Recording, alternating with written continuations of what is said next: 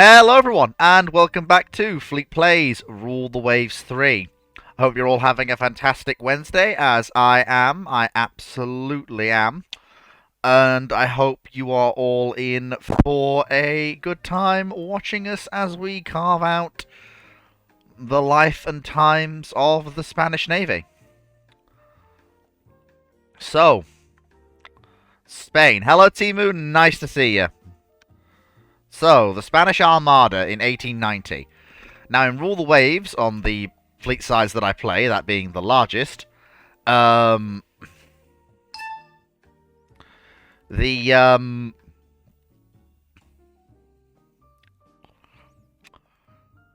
starts out with a fairly powerful, at least on paper, fleet, depending on the sort of role you get.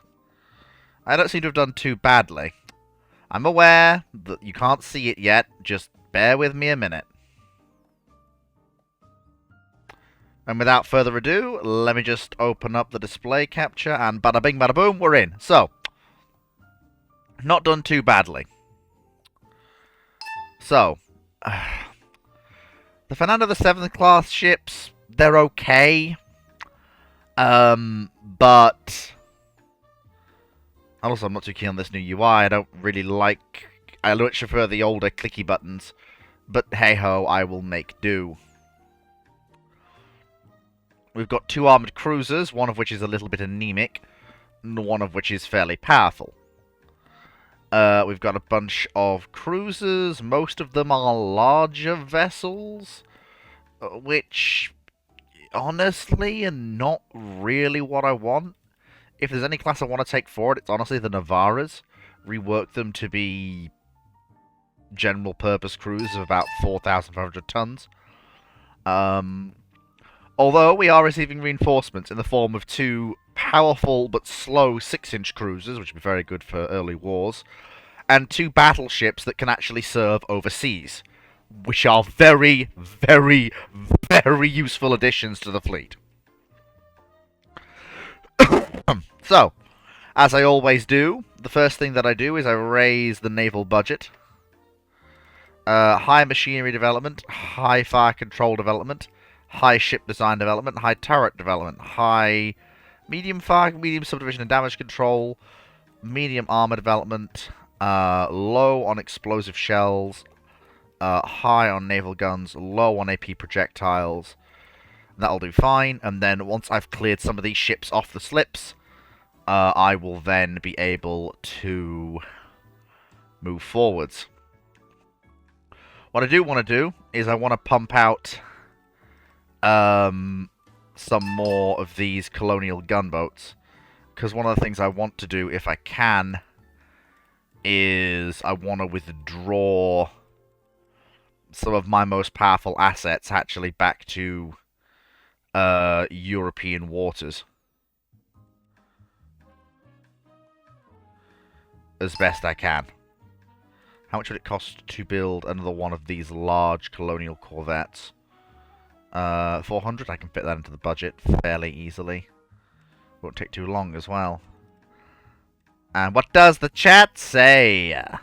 The chat says, not much, just still Timu's telling me that he's here. Nothing wrong with that. So, first turn of the new campaign.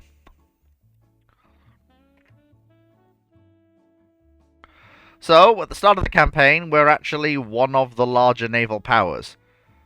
The US has a bigger naval budget than us, but right now, we still have a larger fleet. You basically need to ride off the high that we're currently on to try and keep up with the United States, or, if at all possible, avoid getting into a war with the US if we can avoid it.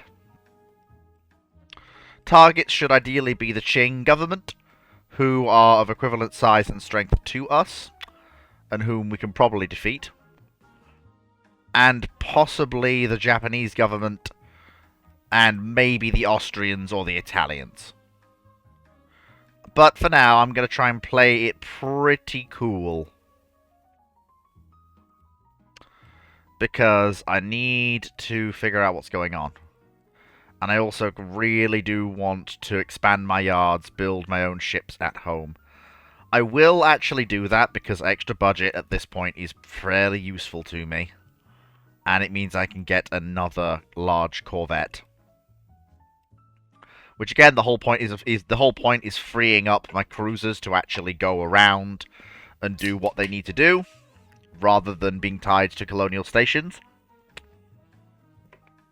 Because I do not really have as much budget as I would like. I will say we're happy to have received those Austrian ships. That's fine. What I will do, though, we'll put the Velasco in mothballs, and 2 of the Fernandos in the reserves. That leaves 2 of them active, which is fine. Which is absolutely fine. The Castellas are okay. They can stay active. The Aragons are a little slow, but I can't really do anything with that. Infanteria Militar should really do with staying where she is. She provides a bulwark in Southeast Asia. Aragon, again, could be an on-point ship for the Caribbean. That's fine. Navarra, though, should probably... I'm probably going to put the Castellas into reserve. And our next cruisers will be outgrowths of the Navarra class. Because with this ship design, 21 knots is good, which is what we want. As a minor power, we want reliable engines. Because we absolutely... Oh, of course you can't. I have to click the buttons now. I can't actually do anything else, so that's fine. And again, it doesn't tell you what. It doesn't give you a red total weight. You have to look here, which is silly because again, the people. I don't like this new system at all. Give me the old scrolly mechanics back, pretty please.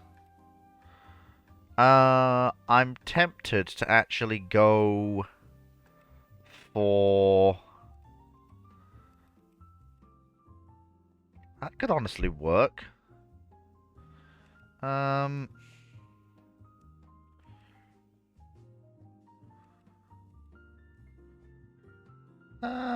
Actually, hang on. If I drop that down to 6-inch guns, that actually works. It's not perfect, but it's actually not the worst idea.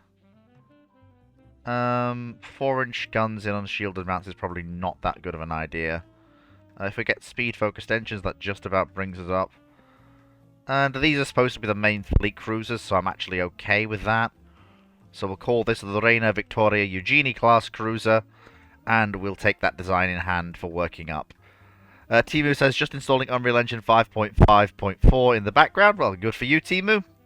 No idea what you're going to do with it, but good for you. No, we're not going to put them on the slips yet. They will be replacing the Emperor Carlos V class. In fact, there's probably going to be... do not reduce naval spending, pretty please. So, okay, well that's... Okay, so first things first, larger dockyards. And then with what remains of the extra budget, we're going to lay down...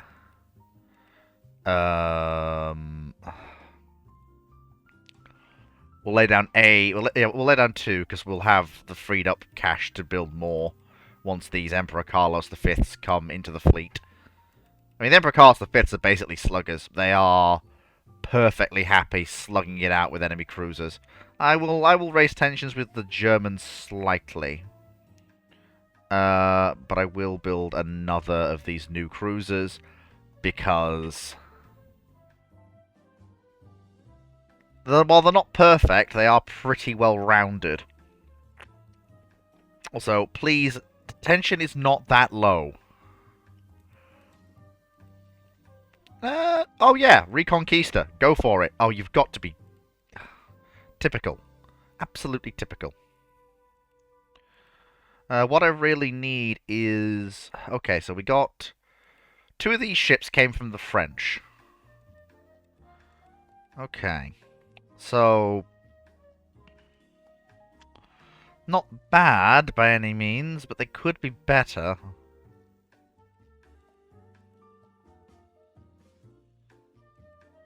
Very much so, in fact.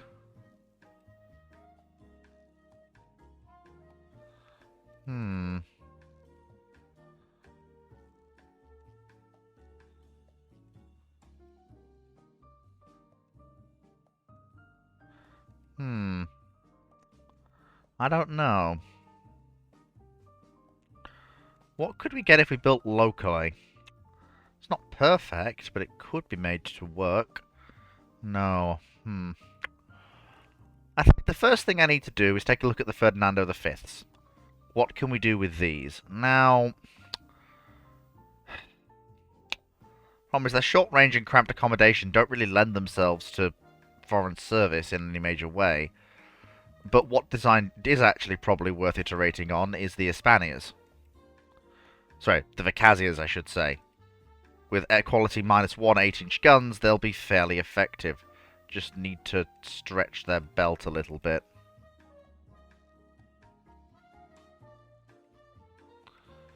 Because again, we're dealing with... And again, reliable 21-knot engines is what I prefer. We've got 8-inch guns. Can I handle 4-inch on the conning tower? Actually, I tell you what I'll do. Let me drop the extended belt down to 2. And speed-focused engines. Actually, that's still not getting me what I really want. The Vicazias are a nice design. That kinda works as a design. And that's a little bit lightly armoured for what I want.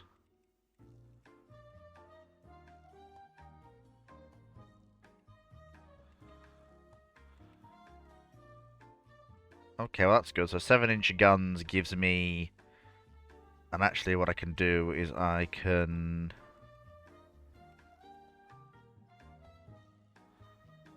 There we go. So they're there. Which is fine. We don't need more than an inch of deck armor. Because again, these are ships from the era of iron and steel. That actually gives me a pretty well-rounded ship, all told. I would like to have a 1-inch extended deck. Still not happy with it. That kinda works in a way, but at that point I'd rather have the 8-inch guns we've got access to, rather than anything else. I could have a low freeboard design. That would actually save me a fair bit of weight.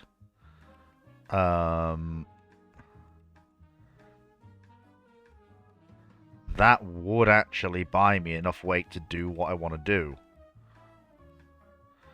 She might be a bit rough riding when it comes to high seas, but in terms of operations, she'll mostly be serving in... how much? Okay. I can actually get away with that. I think. Okay, I can get a normal freeboard ship at 20 knots with reliable engines. That I will actually take. There we go. And that's going to be our next generation armored cruiser. Timu says he has plans. Well, I'm glad you have plans, Timu. Just don't go blowing up the world, please.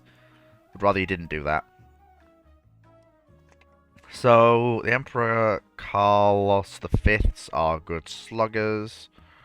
The Juan de Austria can go into mothballs. She's slow and really weakly armed. We're working up our new corvettes that will enable us to pull in more ships from overseas work. We will join an international squadron to Africa, which has condemned the violence. That is exactly what we will do. I will actually buy 10-inch guns from the US government, because that helps our manufacturing at home as well. So we can afford to build another armored cruiser, so we absolutely will.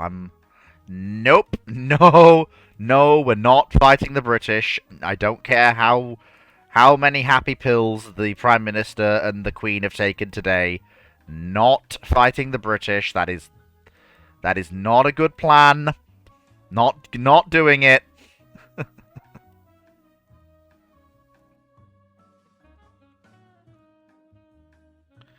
Okay, that's fairly weakly protected battleship with 4-inch twin gun turrets as its secondaries. That's a really weird coastal battleship. But okay. I mean, there's a lot of ways they could have done this.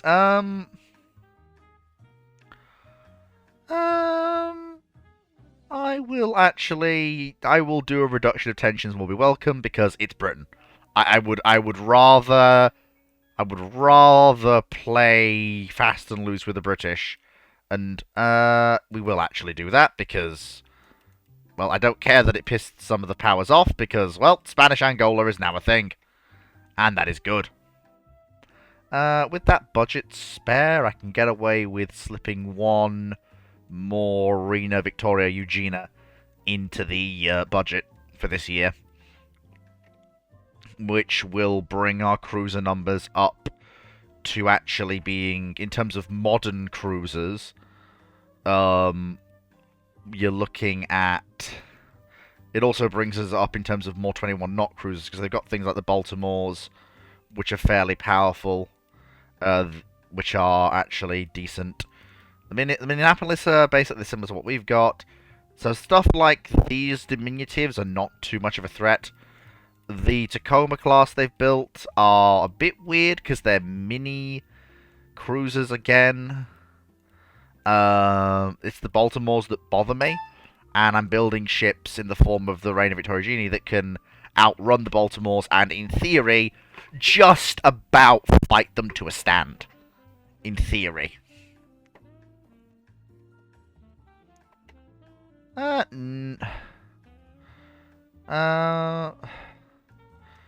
will do that. I don't think that'll raise prestige with the... It did not. Okay, that's good.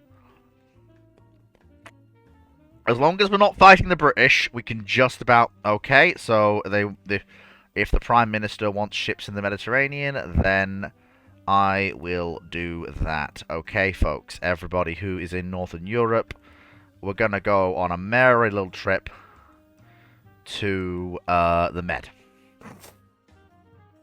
Everybody who is in Northern Europe, we're going to the Mediterranean. Off we go. Excuse me. Oh, good lord. I am so sorry. No,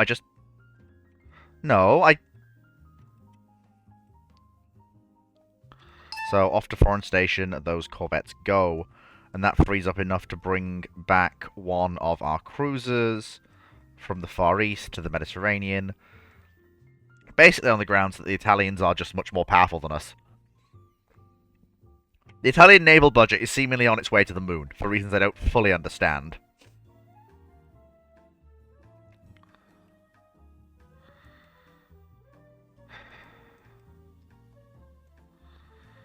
So we're in the Med. That means, again, we bring... So what we'll do is we'll actually put in reserve most of our older battleships and mothball the poor old 15-knot Velasco class, bless them, on echelon 12-inch turret ships.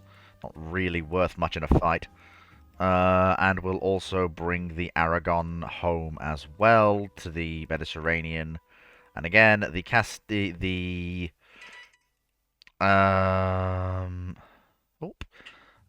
so put you in the mothball fleet, and the Castiles go into the reserve fleet. As yes, they're useful, but I would still rather have them in the reserves rather than the active fleet, and that keeps the old production queue going. I also want to put a little bit of money into the dockyards. If you want peace, arm for war, spend more on the navy. I would negotiate... Yeah, let's negotiate a treaty with Austria-Hungary. Yeah, okay, that's good. Because what that'll do is that'll hopefully, in the event of war with Italy, that will complain at the... I will take that option. Okay, so that has pushed us to war warning with the French. So we're going to bring everything back into the active fleet. We're fairly ready. We've got a good amount of ships. We've got 4 modern cruisers coming in, 2 more modern armoured cruisers coming in. We've got an alliance with Austria-Hungary. If it does come to war, I'm I'm not happy, but I'm confident that if I don't engage in a fleet action, I should be able to come out of this fairly okay.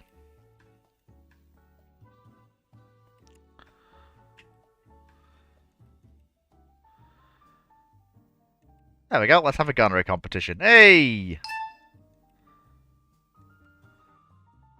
There we go. Ooh, that is very, very useful. Sloping deck configuration massively increases the effectiveness of your armor in these sort of short melee engagements that we have. So we're building stuff.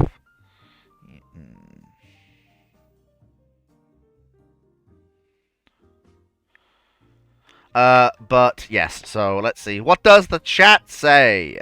Nope, still just Temu. Just talking about Unreal Engine 5.55, which is fine. No problems at all. So, we've got more cruisers coming in. Haven't researched the torpedo boat destroyer, have we?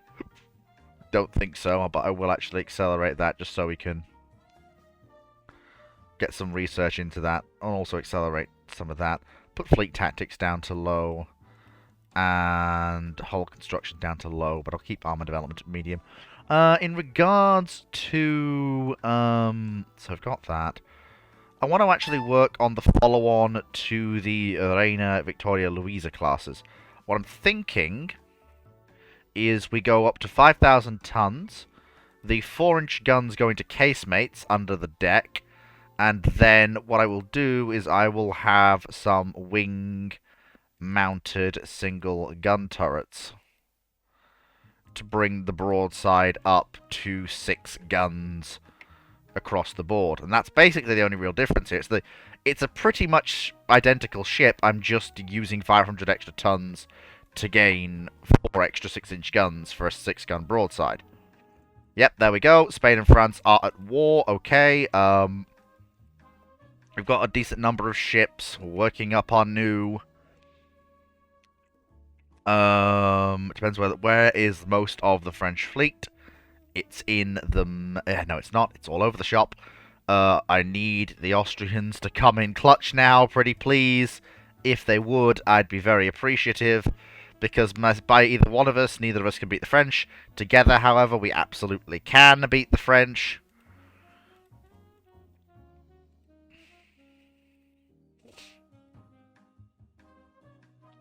Especially some of the Austrians' interesting armoured and protected cruisers they built.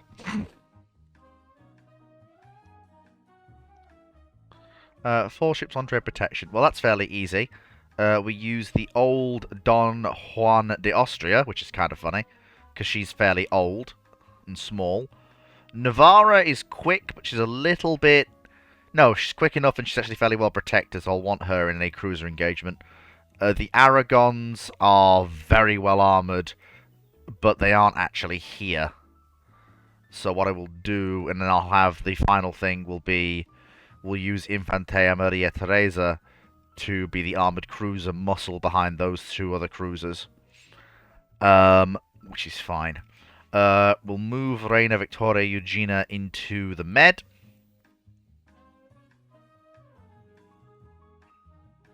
Oh, 4 ships are required. Okay.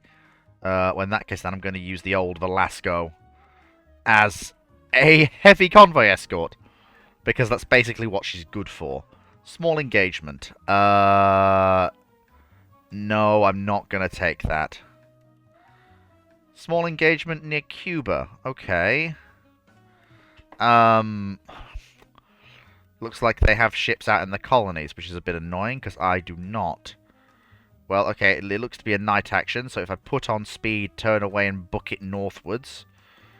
well, first of all, gunnery in this period is abysmal. So, good luck to them.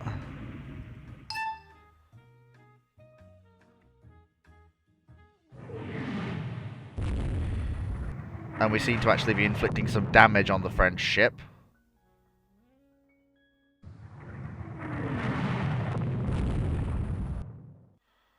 Come on, make it Santiago. Come on. Oh, why won't you let me enter the port? Yes, please. There. We suffered some damage, but the fact we inflicted damage on an enemy-protected cruiser... No, we'll leave him in the Caribbean. He's not got any,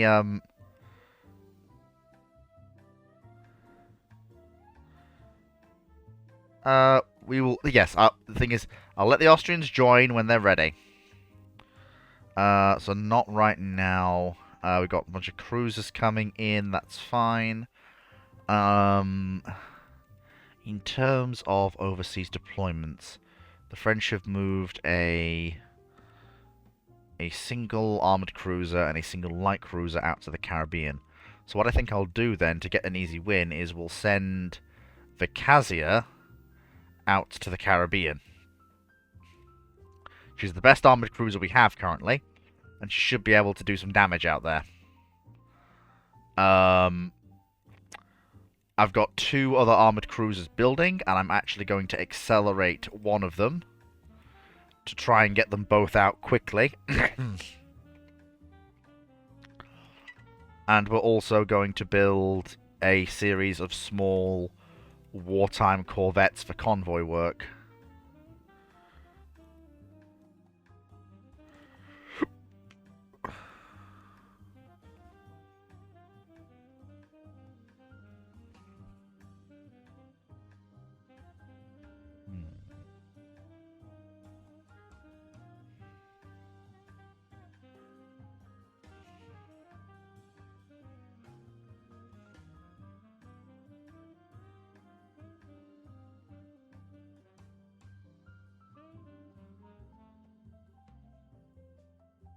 Right, forgive me, I had to just very quickly mute myself while I dealt with something, but I'm back. So yeah, these are our corvettes that we're going to crash build from small merchant ships to escort convoys. Oh, we don't have anything in the Northern Marianas, that's annoying. And... okay. We have the Vicazia, which is good. She's only transiting northern France. But if her enemy is a cruiser of equivalent strength, or 2 light cruisers, I might feel confident taking the fight. What are we dealing with? I said stop! Thank you. It's 2 6-inch cruisers. That is not a force I'm actually happy with. Because the problem is, those 6-inch guns, if they get a chance to actually work with them, especially if they're quick-firing 6-inch guns. Luckily, because I am an armoured cruiser, if I chase them, they'll run. And all I've got to do is wait for evening, and then break away. Like this. And again, because the, and turn. There we go, perfect. Then drop it down to cruising speed and head on to Santander for refueling before we head out to the Caribbean.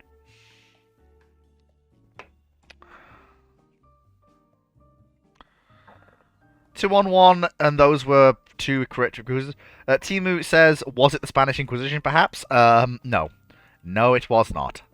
Very funny, but no one expects the Spanish Inquisition. Hardy, hardy, ha. Yeah, it wasn't worth risking it. Okay, there we go. So we've worked up our... What I'm actually going to do is the 21 knot ships are going to move into the Med, where we can coordinate with the Austrians. And as more of those ships come into the fleet, what I'm going to do is I'm going to move the Castellas, who are actually fairly well-rounded 8-inch armed light cruisers. They're going to move to Northern Europe, and they're going to form the core of my Northern European force, along with the 2 battleships that can also... Because we've got a homogeneous set of 4. Now, these ships are cramped and with short range, and they can't make moves in wartime. But what I can do is I can send the real familiars, who can make strategic moves in wartime, to Northern Europe.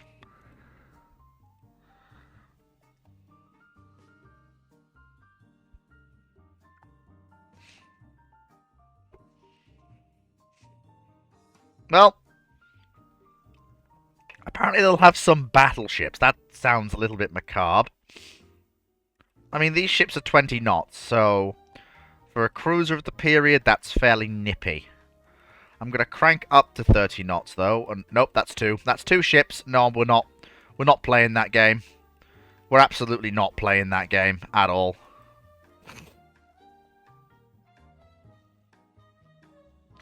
Yeah, no, I'm not playing that game. They're not going to be able to overhaul me before I reach Ferrol.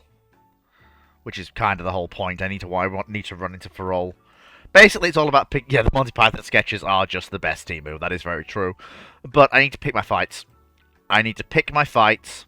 And I really, really need to... I'm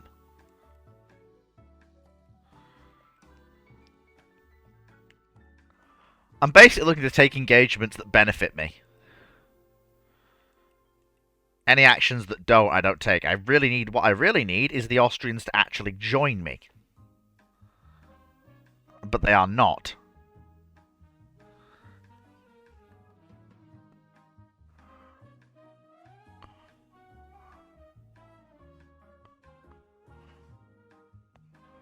Yes.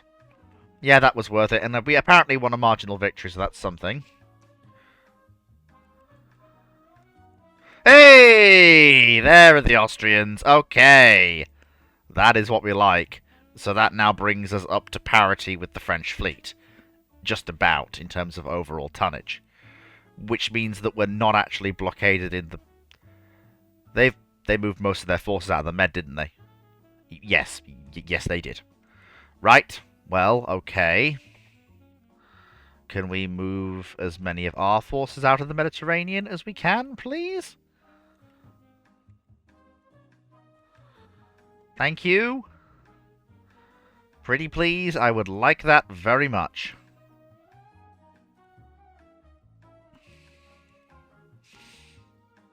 Because with the Austrians' entry into the war, we need more stuff in Northern Europe. Okay.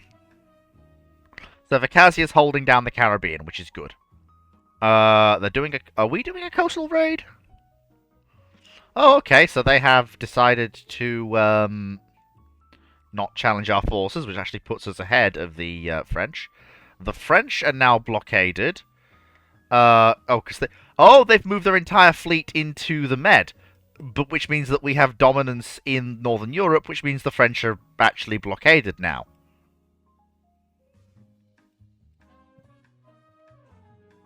Can I invade the Antilles?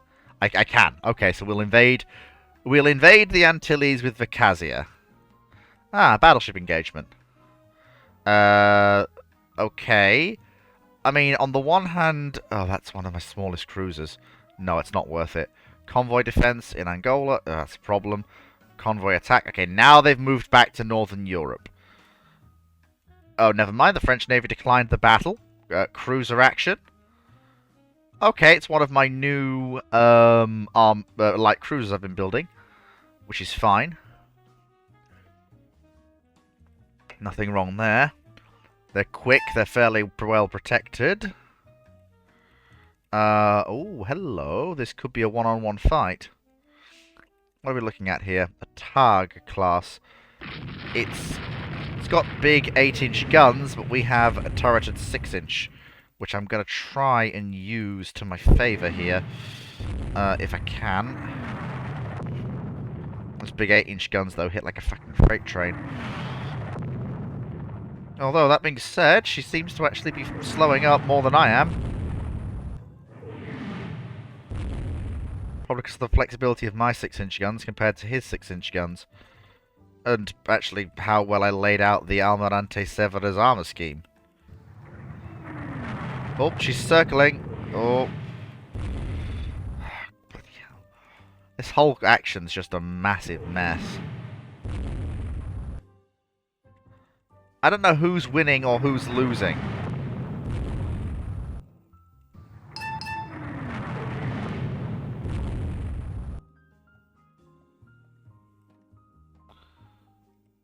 How many hits has she taken?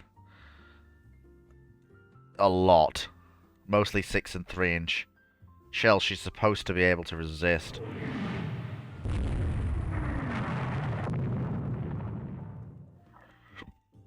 I don't think... Yeah, I think we're going to lose a cruiser here, which is annoying.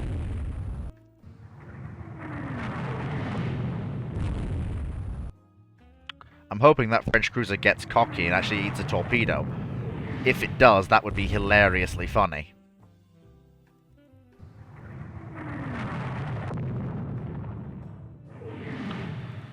The crew of Almirante Severa are fighting the fight of their lives here. Oh, it's annoying. See what the enemy will offer, but we should not accept exceeding land or colonial territory.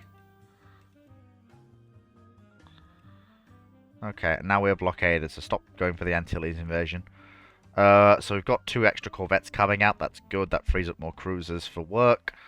And that actually, with that in mind, that means I'm going to lay down the first of my new Catalonia class cruisers, which will replace some of the war losses we're taking. The Austrians are actually building up a fairly sizable fleet, and they seem to have the French... Well, the French should be blockaded, because the Austrians should have them under blockade in the Med, but they're not, which is weird. The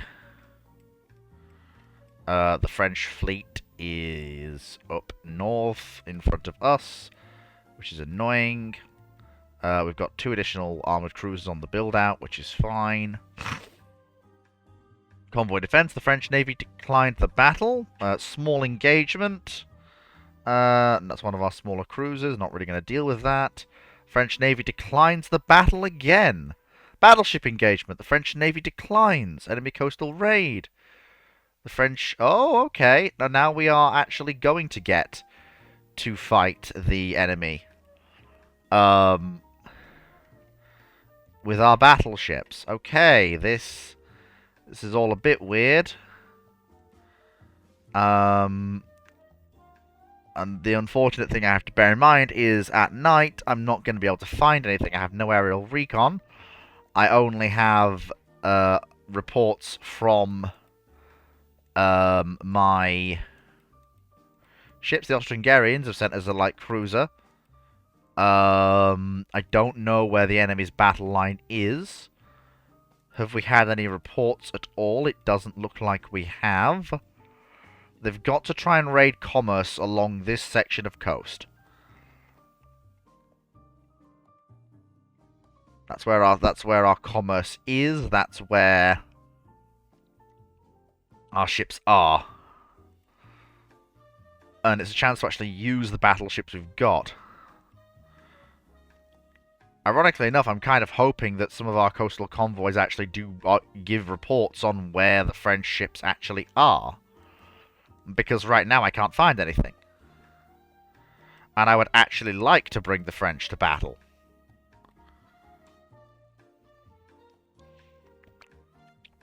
Even if only for a moment.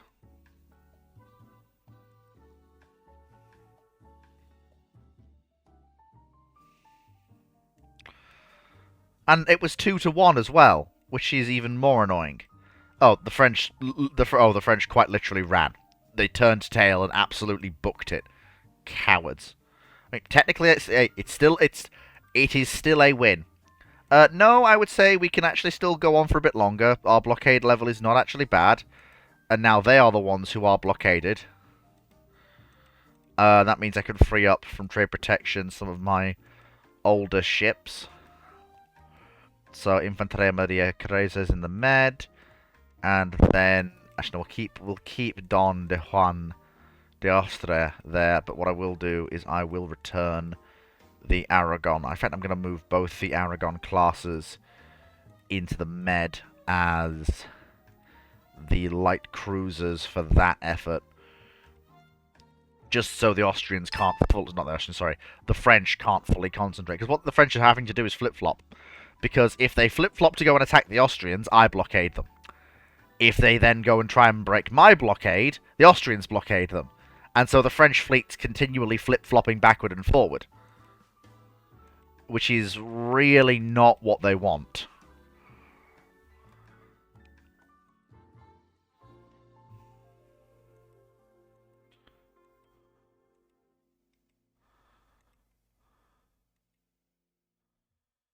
No,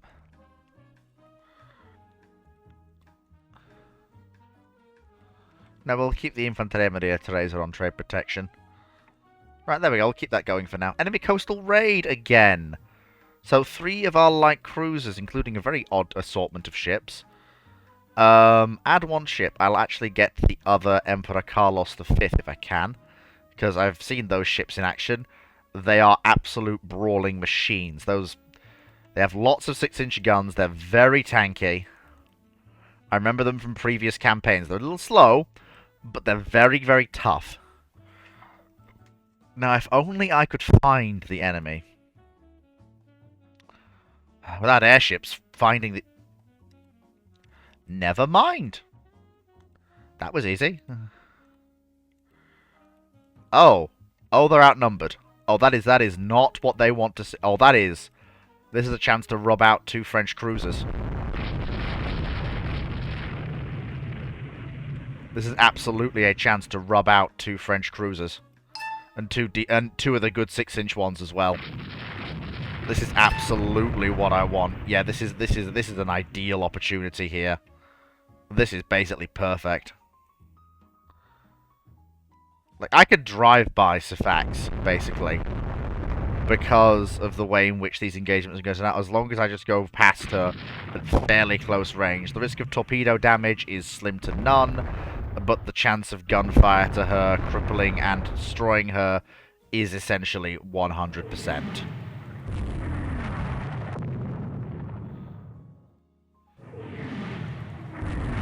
Stay with her.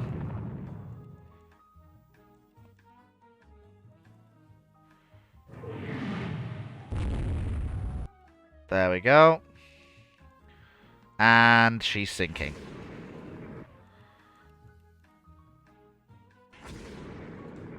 Okay, and that's Sifax herself destroyed. The question is, where is her sister? Because she ran like the clappers. Can't say I blame her. But... So we'll return to our patrol area. Don't think we're going to find her. So that's the first ship we've killed so far in the war. And it evens things out again. We lost an armoured protected cruiser. They lost a protected cruiser.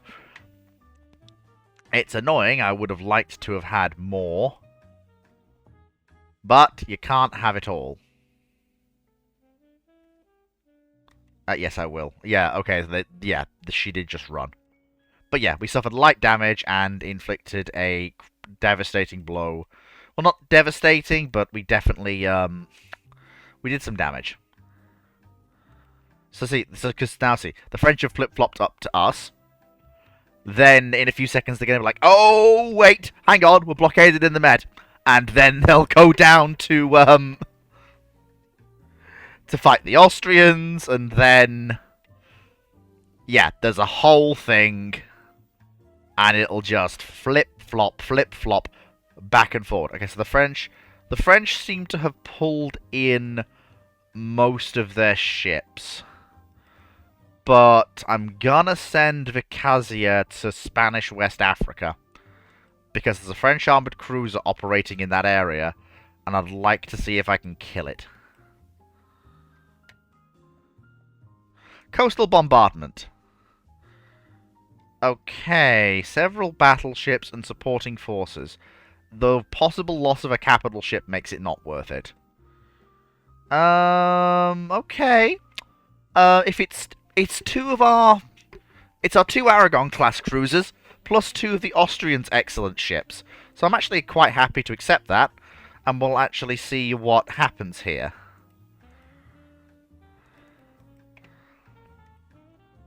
Okay, ramp up to... Okay, that's actually another... Okay, here's a chance to kill another 2 French cruisers.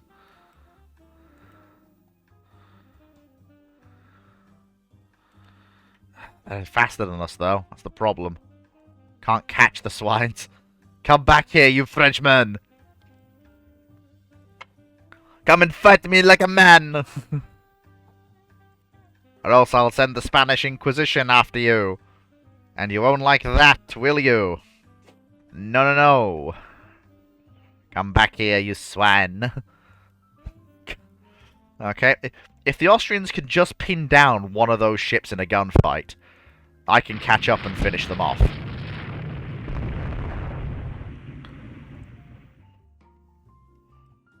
Come on, Austria, I believe.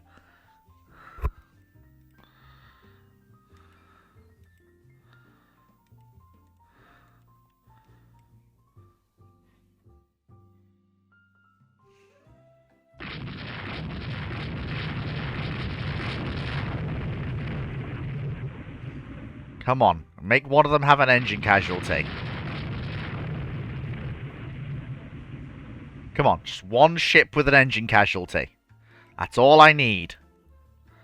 And then I can catch up.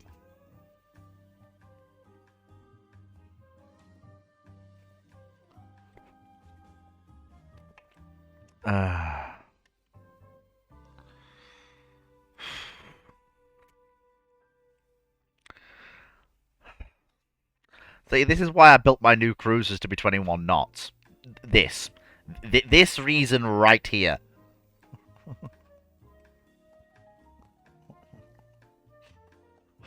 Because in stern chases like this, you can't catch the buggers. Come back here! Ah!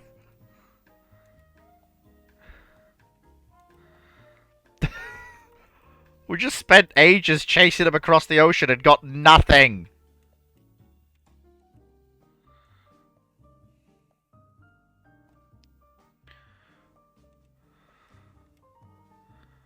Okay. So that French ship has moved to the South American East Coast, but it's not going to have much luck there. There's apparently a French light cruiser operating in Southeast Asia, where we have the Philippines. So let's send... let's send Vicazia to Southeast Asia. See what she can find. Right. So, the French have moved a smaller fleet up into the north.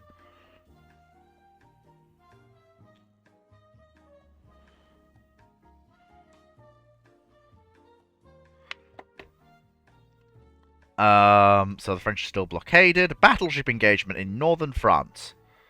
Okay, we actually have... This is gonna be interesting.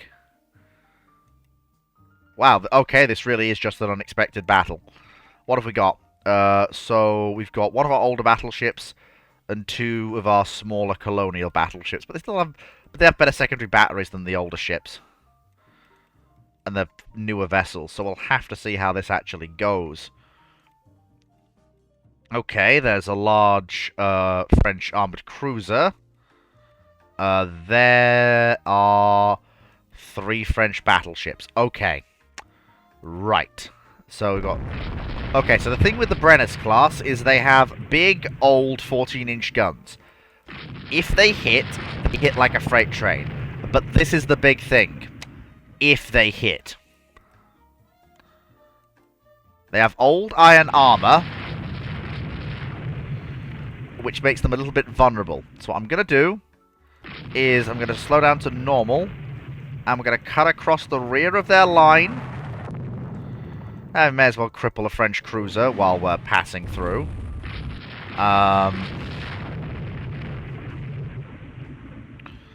So again, we're focusing on the rearmost ship,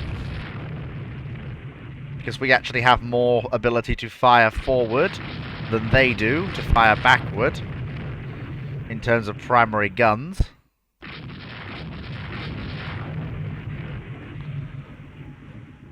And what we're basically trying to do is to get the rearmost Brennus to actually fall out of line.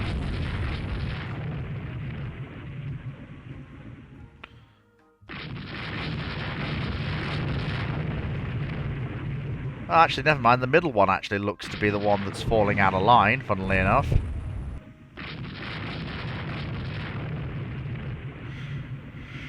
To be fair, the Brennus class are ironclads. They are really not pre-dreadnoughts. Not in the sense that you would think of.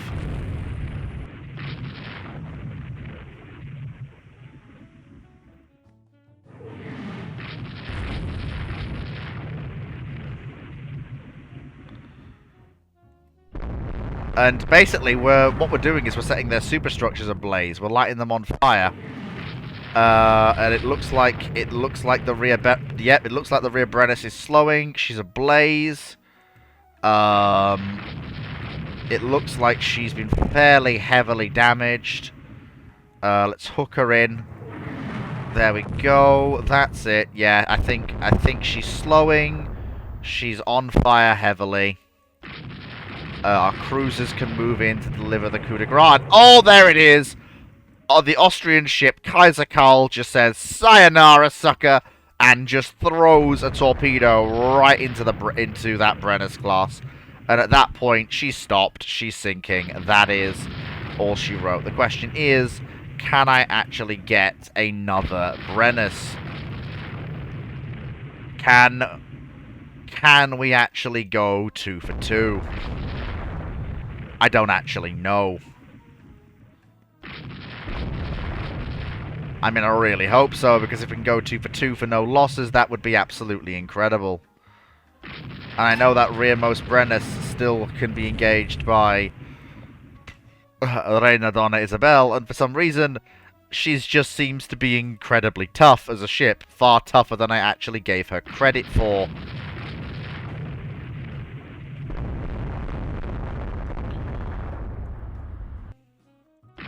Yeah, it does seem, though, with the way this battle's playing out, while the 12 and 11-inch guns of these ships are pretty good, you need the backup from the other ships, as in the 2 real familiars with their secondary battery of 7 and 8-inch guns, to actually help deliver the coup de grace that you need.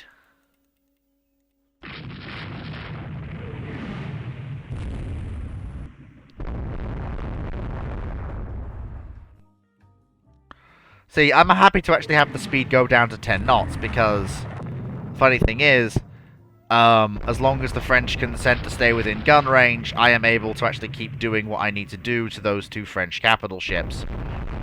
Gradually landing hit after hit on them, and that rear Brennus looks to actually be slowing. Like I say, as long as the French consent to remain within gun range, as they are doing, we can deliver blow after blow.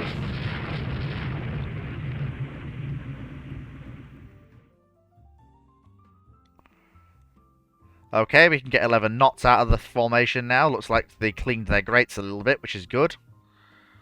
That rearmost Brennus looks to be in a bad way, but its iron armor really isn't holding up to the modern guns actually put up against it here. And it seems like our crews have actually become fairly good at gunnery, at ranges that are, for this period, very, very long. Because everyone expects they're going to be fighting at Nelsonian ranges, and we have moved beyond that. You're looking at a range of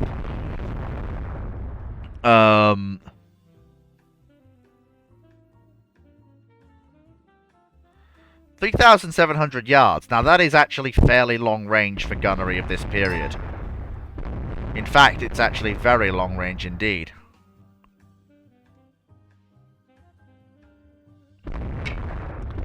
Now the poor old Brennus. Oh, that's it. She's had a rudder casualty. That's it. Everyone move in for the kill. Work her over with the secondaries. That's it. Move in for the kill. We bagged 2 French capital ships tonight. There we go. That's it. That's the way. Yep. And one of our battleships just torpedoed one of their battleships. And that's 2 torpedoes. Oh dear. Good night, Brennus. Do not pass go. Do not collect 200 rubles. And bada bing bada boom, the Spanish Navy has just completely flipped the script. Pretty much, yeah, completely flipped the script on the French. For killing 2 battleships for no losses of our own.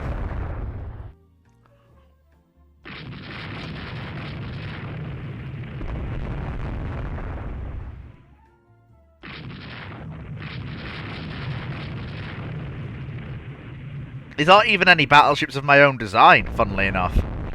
I have yet to actually get to the point where I'm looking to design my own battleships.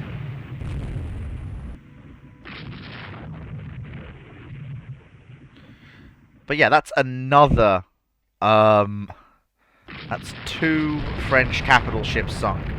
I don't think I'm going to get the 3rd. I think the Patrie is too fast. It has, I think, early steel armor. I don't think I'm going to get it.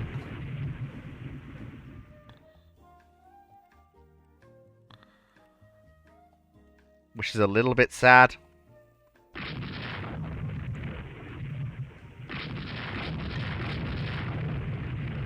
Especially as night falls. I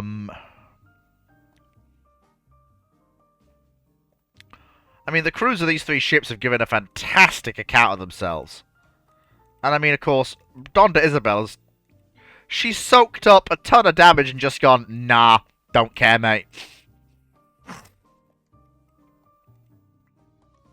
She's not even taken enough damage to render her combat ineffective. That is the funniest thing.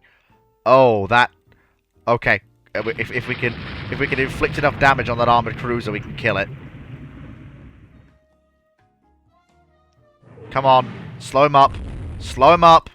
Slow him up. Don't let him break through the line. Oh, never mind. He managed to break through the line. Oh well, never mind, as they do say.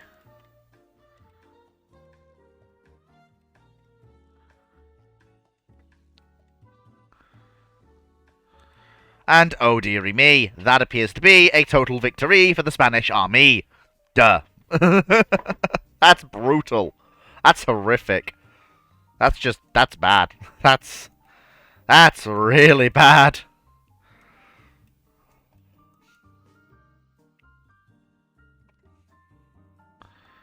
Okay, that's good. In terms of... What I'm actually going to do is I'm going to actually design a set of...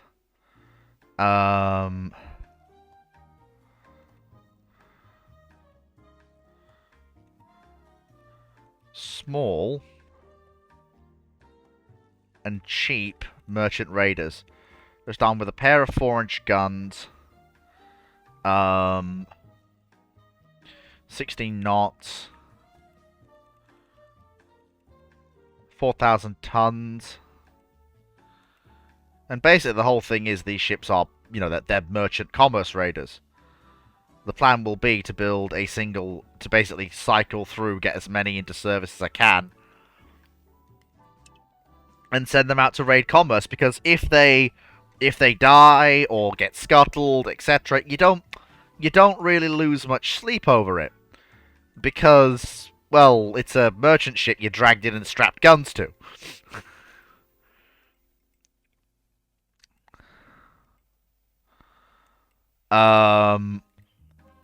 That's why I don't really hold with using merchant ships for raiding. Oh, no. No, that appears to be a massive battle fleet. No, we're not dealing with that one.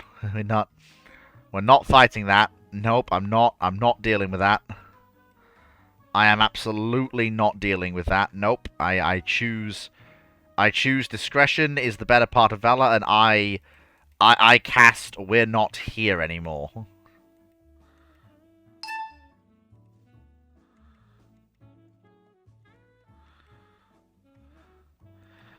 Because that is 4 enemy battleships to 1, and I know what they're trying to do. They're trying to do to me what I just did to them, and I'm like, no, thank you.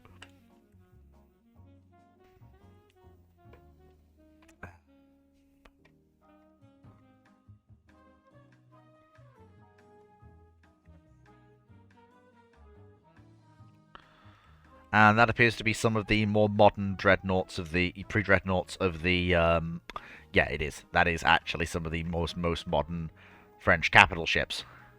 So, no, I don't... I really do not want to tangle with that lot. Thank you very much.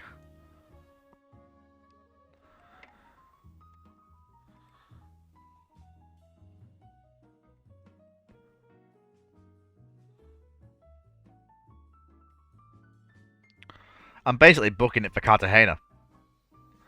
If I can make Cartagena, we'll be fine. If I can't, we're in trouble. Hey, Benno! Hello. The Army or the Navy? Either or. Take your pick. Nice to see you, Benno. We need to run westwards as fast as we can. Otherwise, I'm in trouble. Run, run, run, run. Move faster, damn you. Make for cut. I know the Stokers are exhausted. Just go faster.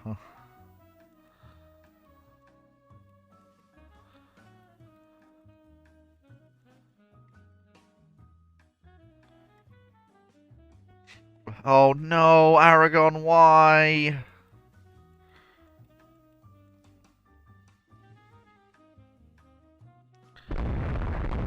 Okay, the ships have opened fire. Hello, Benno. Hello, Hoffman. Nice to see you. Run! Damn it! Run! Run! The only Spanish battleship in the Mediterranean. Run! Run, damn you! Run! As fast as you can!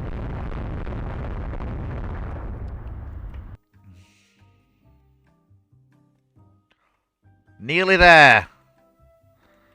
Come on. Keep those triple expansion engines banging away. Or probably double expansion engines in those ships' cases.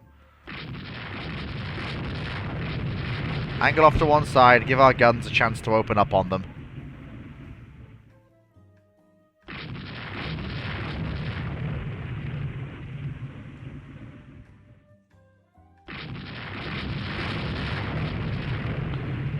Yeah, the Mirabeau class is really trying to close us down, but that's probably not what they want to do. Okay, dusk has fallen. That means their gunnery is going to drop even further. And night will fall soon after, meaning we can probably slip into Cartagena without loss. That's the hope. Interesting gun placement, very 1890. Well, yes, but I didn't build this ship. It was handed to me at the start of the game. That's just the way Rule the Waves kind of rolls. You can't actually build ships like this.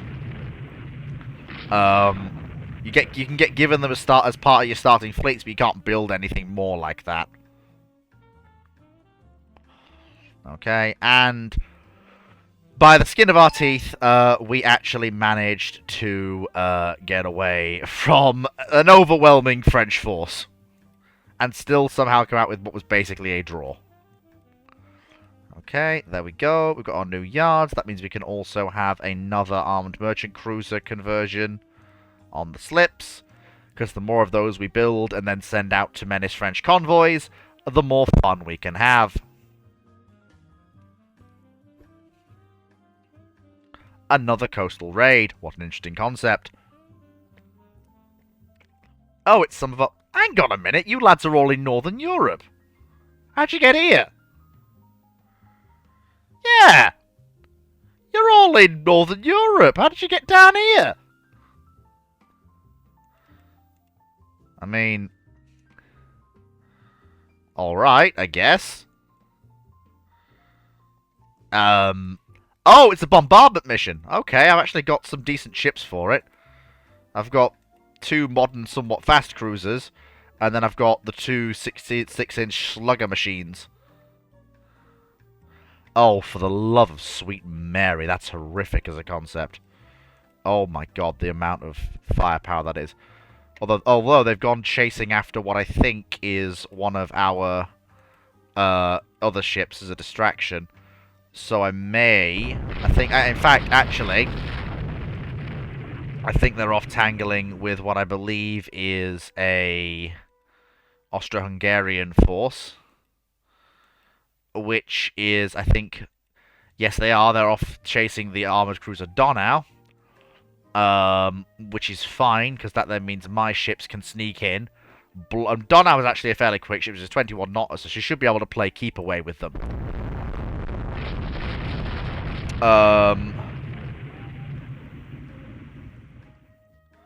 In the meantime, what we can do is rock up, take aim at this suspicious... base here, or with all of these weird gun turrets on them. Like, hey, it's 1893. What is a tank? and just do a very quick series of drive-bys with our ships. In fact, just stop in front of it. I said stop in front of it. Pretty please. There we go. Just a few more 6-inch rounds. It's on fire. Won't be long now. Just a few more rounds and we'll have it. 50% ammunition remaining. Boom. Bombardment target accomplished. Up to 19 knots. And away we go on our merry mission. I choose to not be near the French coast anymore. Although it has to be said, that's probably somewhat embarrassed the Marine Nationale, because we kind of just walked in, blew up a bunch of buildings, and then went, nah, you can't catch us. I mean, it's not as embarrassing as losing 2 battleships to the Spanish, but hey-ho, what are you gonna do? French moment. Donau is fighting for her life down there. She seems to be very effectively playing keep away. Once darkness actually falls, she should be able to actually slip away into the darkness. Well, dusk is going to give her a chance to do a breakaway, and then night is actually going to make that breakaway pretty much total.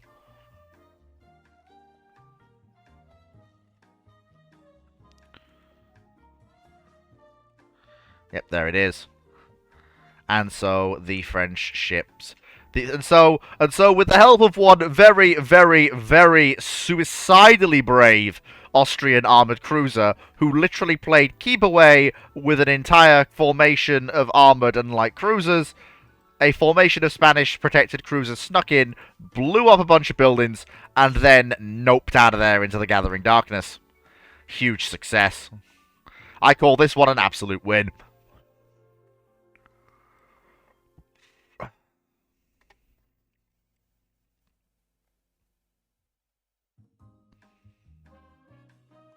Yeah, so one suicidally brave Austrian armored cruiser dragged 7 French armored cruisers and 3 French protected cruisers away on a wild goose chase.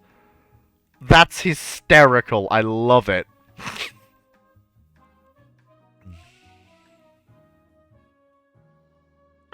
Okay, so they've come up to blockade us, which means the Austrians will now blockade them. And then they'll have to go down and deal with the Austrians. So, either way, we win. So we've got, once the Blas de Lazo is off, we'll lay down another Catalonia, take your pick. Battleship engagement. Nope, I ain't doing that. Coastal raid. Okay, gain 822 VP. Western France. Gain more VP. Cruiser action. No, I don't think I will. Battleship engagement. No, I don't think I will do that either. The French keep having strikes. Yes, I will absolutely buy Harvey armor off you, Austria. That is a huge development. Where's my new protected cruiser? There we go. And then,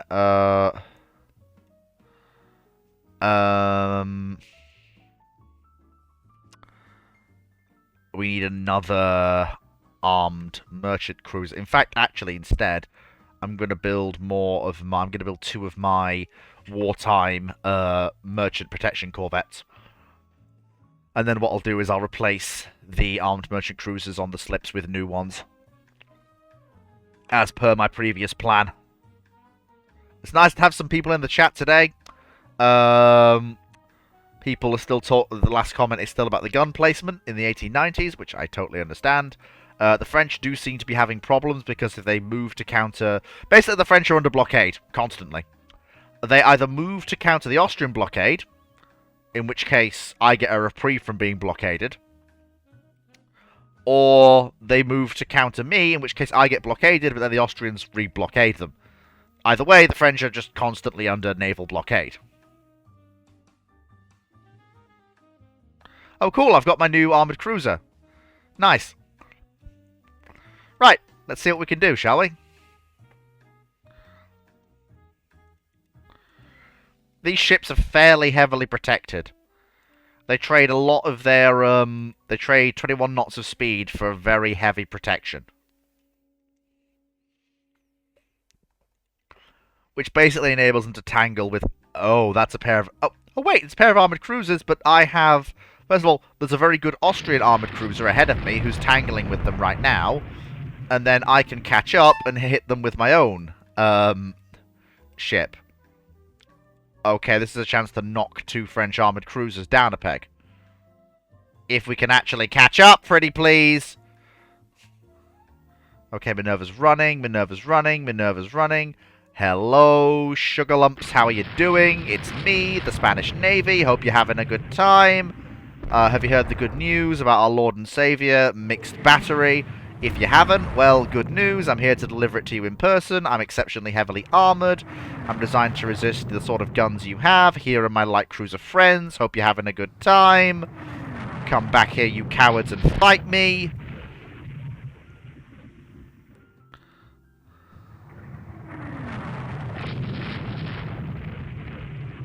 There's a reason why I designed the Almirante Okado the way I did, with a full waterline 4-inch belt along the entire length of the ship that matters, because it basically means that the only things of her that aren't actually armoured are the unprotected ends, and she's bulkheaded out the wazoo, and she has incredibly reliable engines.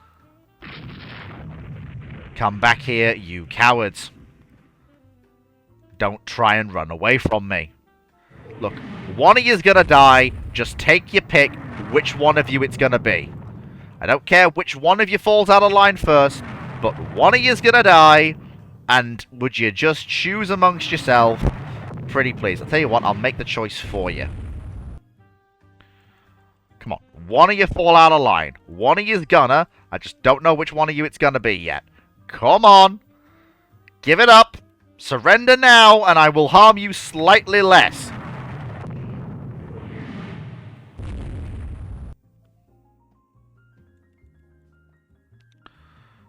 Come on. Wait, I'm actually going to nail both of them. I may actually be about to nail both of them. They're both actually slowing up. I mean, it would be incredibly impressive if I do nail both of them. Very impressive, actually. Because that would mean that this armoured cruiser is worth 2 of theirs. I mean, admittedly, this is a night action, so gunnery isn't exactly what it would be during daylight hours. But oh, I know you're a bit battered, Almirante Okado, but come on, see it through to completion. Okay, there goes one. Get the other one, get the other one, get the other one, get the other one, get the other one. Come on, more shell fire. Get the other one. Come on, don't let him get away. Come on. You slow up as well.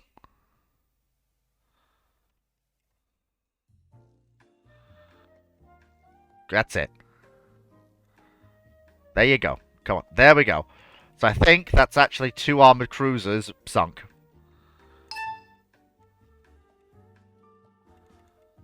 Yep. 2 armoured cruisers sunk. That's a paddling. It might have heavily battered one of my new armoured cruisers, but that basically means very little. Because politely, so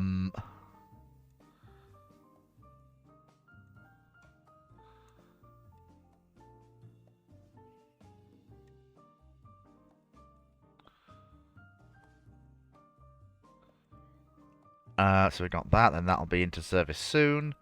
So then, once the armed merchant cruiser is worked up, I will be able to send her out to menace the trade lanes, which is basically what I want. So the French have moved north to break their blockade and blockade me. But as already established, that now means they're under blockade in the south from the Austrians. So they'll have to move south to break that one. Basically, the French can't concentrate and plan. They have to move backwards and forwards constantly like a headless chicken on steroids. And there's very little they can actually do to prevent me just dominating the war at sea. Oh dear France, how you have fallen.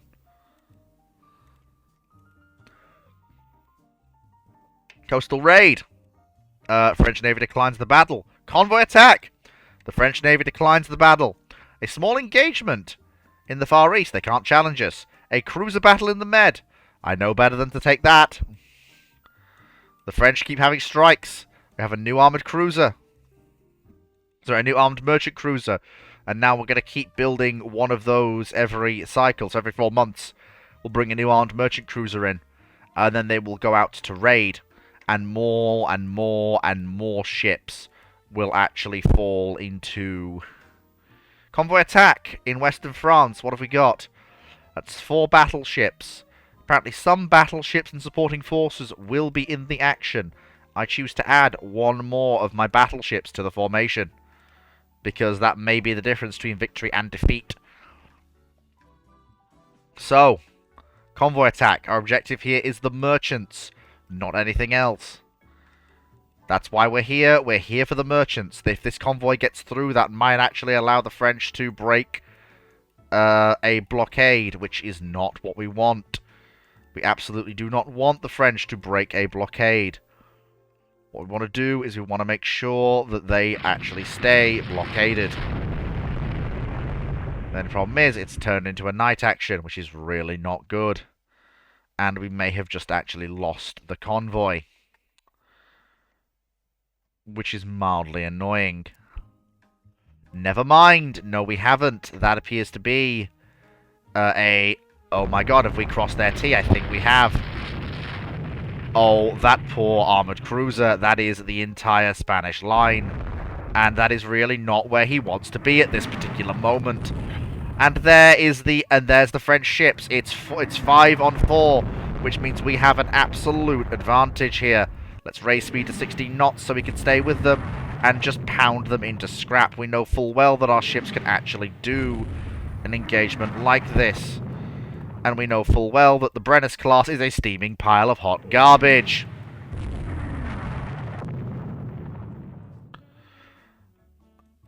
One of our battleships just collided with one of their cruisers, and I know which ship is coming off the weather from that. There goes a line of merchants. Well, there was a line of merchants until we actually sent it to the bottom of the ocean. Everything's a little bit confused right now. But we've drawn ahead of the Brennus class and we're hooking around in a nice big hook. It's a little bit messy, this engagement, but we're okay. We seem to be getting the better of it. Poor old Tridente's taking a bit of a battering up there, but she'll be okay. She's a tough old girl.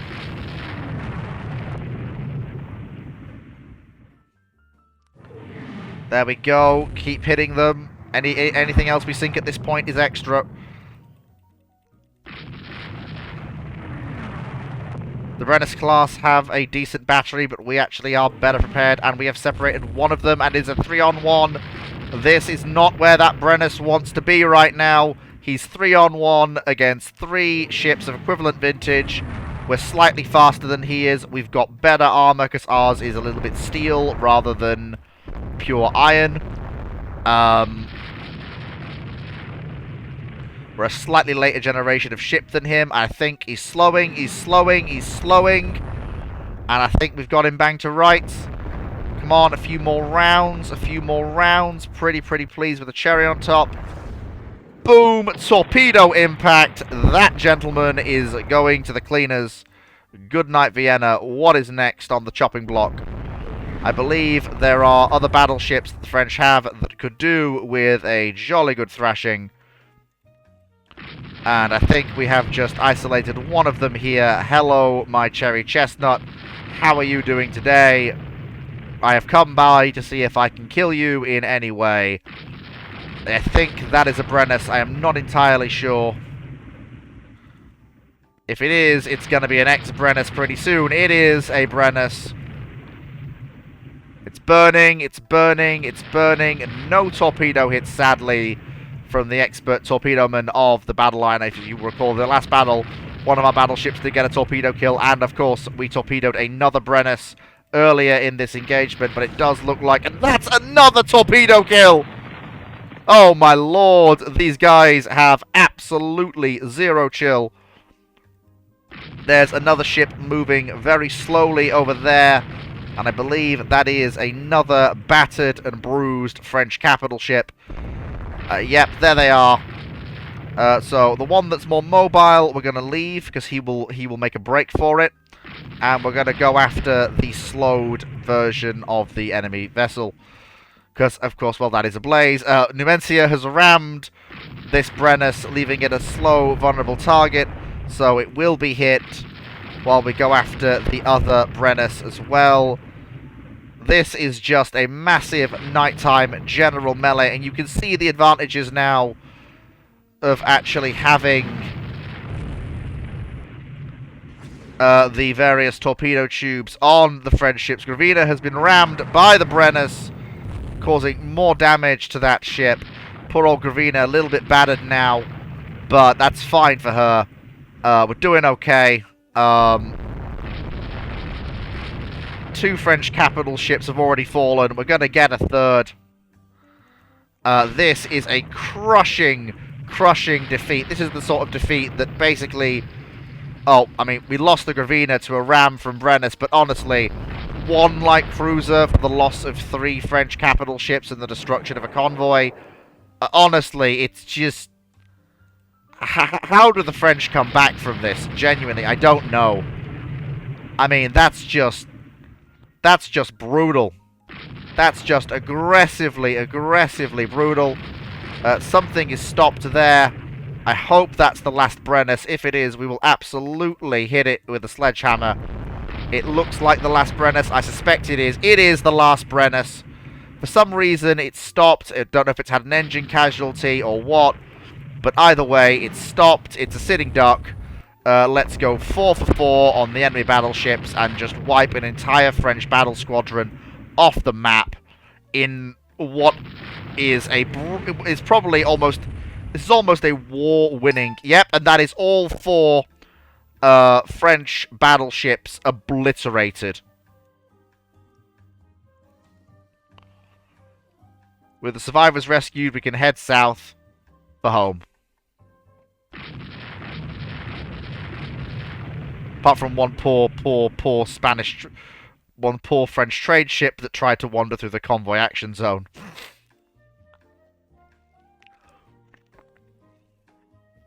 That's aggressive. That was, yeah, that's a wipe, boys. That's a wipe. Peepo sad, says Halfman.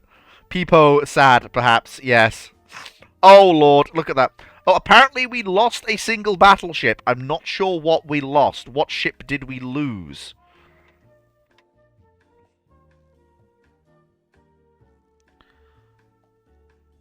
I don't know what ship we lost there. Battle of the Bay of Biscay. What ship did we lose there? It was one of the Fernando VII's, which is a shame. But, I mean, honestly, we killed 4 French ships. That is, I am absolutely happy to trade.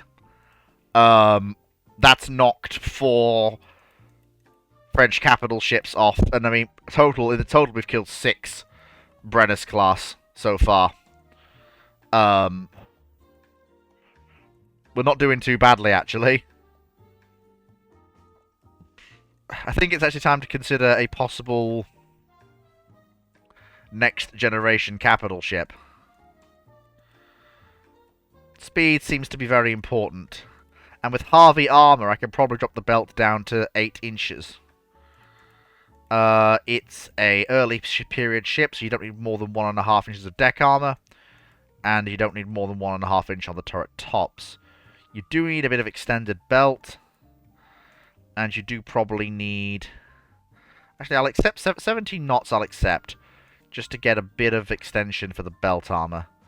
I'll drop the guns down a bit. And we'll drop down to 6-inch guns in the casemates. In exchange, though, we'll probably go up to... probably a pair of single 12-inch guns. Just to give us some nice hitting power.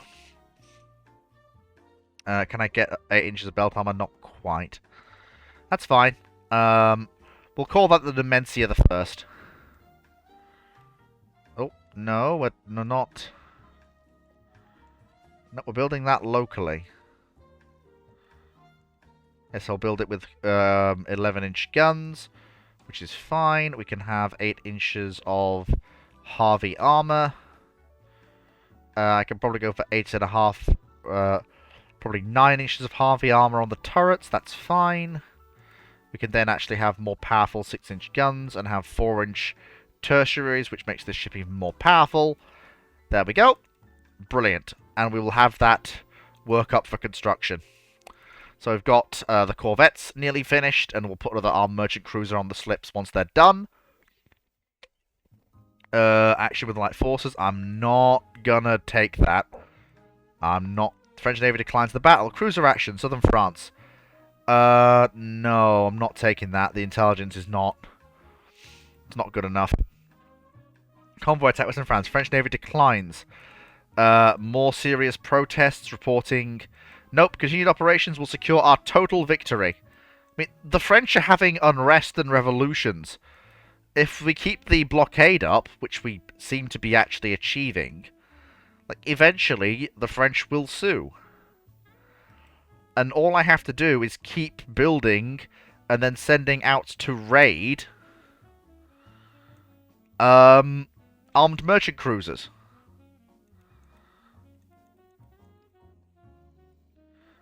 And then what I can also do is I can bring Infanteria Maria Teresa off of her work in that field, and also Don Juan Thingy can also go actually to raid, because I don't mind her raiding, because if I lose her I'm not bothered, because she is rubbish, and losing her would actually free up money on my finances I can use for other things. But yes, so we will keep building the armed merchant cruiser swarm and sending them out to blow things. People, please. Oh dear. Enemy coastal raid. Some cruisers and supporting forces. We've got our 2 large armoured cruisers, which have already shown themselves to be incredibly effective combatants. So I am very happy tangling with even a superior number of French cruisers, because these ships have already proven themselves to be tough buggers when facing anything in the French arsenal. Where are the reports? I need to know what... I need reports. I need reports. Come on, where are they? Give me reports, merchant ships. Where are they? Where are they? Okay, they're there. Right. Go to flank speed. We'll go and try and get them. Come on. Okay, so they're now closing in on Jean. Right.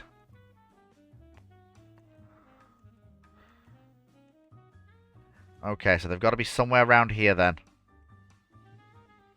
Last contact puts them there, so we should be closing in on their location. They've got to be somewhere around here. Where have they gone?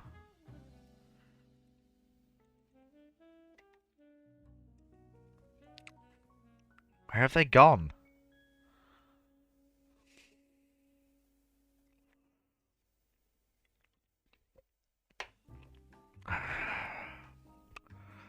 They're hiding away like lemons.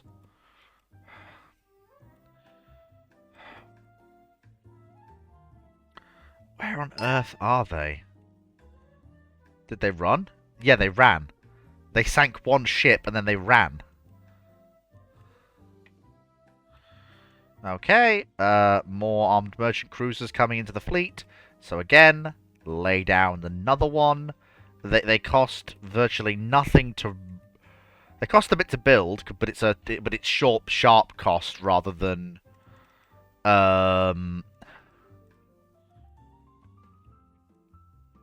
overall cost. And to run them, it costs me very little. No, I'm not dealing with that. Enemy coastal raid in the north. some of our best light cruisers. Okay, I'm fine with that, and I can't decline it anyway, so I kind of have no choice. That's fine. We've got some of our very tough and tanky 6-inch cruisers. Like, as long as I can get these guys into gun range, we'll be okay.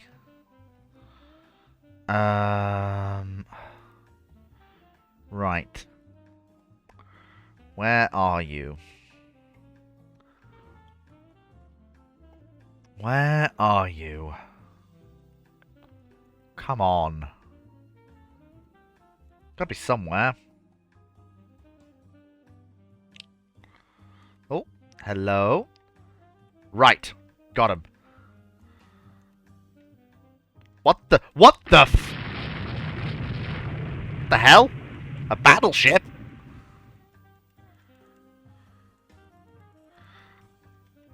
It's one of the Patry class. As long as we can stay clear of its big guns, we should be able to hail and fire the thing to death. The fact that you're doing a coastal raid with one of their pre-dreadnoughts screams of desperation.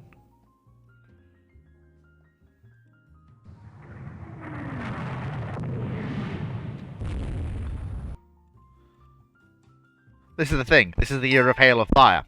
Those big 10-inch guns mean nothing. What matters is its secondaries. And right now, it's massively outgunned in terms of secondaries. So all this ship has done is come to the Spanish coast to die. I have wrecked its upper works. I am burning its superstructure. All it did was come to the Spanish coast to die.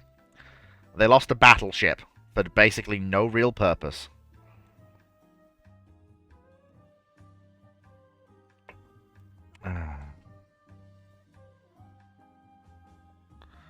Not right now. There we go. Send that ship out to raid as well. Okay, what have we got? 3 armored cruisers of 20 knots. Right, let's see what we can scrape together. Okay, unknown ship sighted. Go to 20 knots. Let's go get them. Whatever it is, oh my god. Okay, that's... I'm willing to engage if the enemy is in higher numbers. But that is aggressively silly. That is the French jumping me with double numbers, and I am not happy taking that engagement. If it was 4 to 6, I might. But it ain't 4 to 6.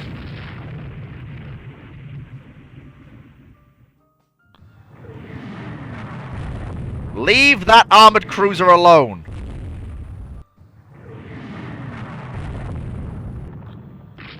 That sent him packing. Let's try that again. Leave her alone! Hey, this whole darting back and forth thing actually works.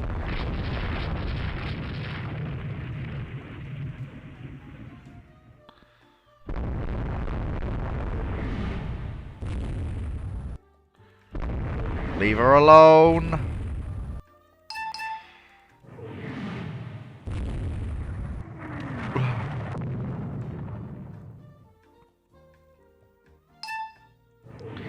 Those bastards.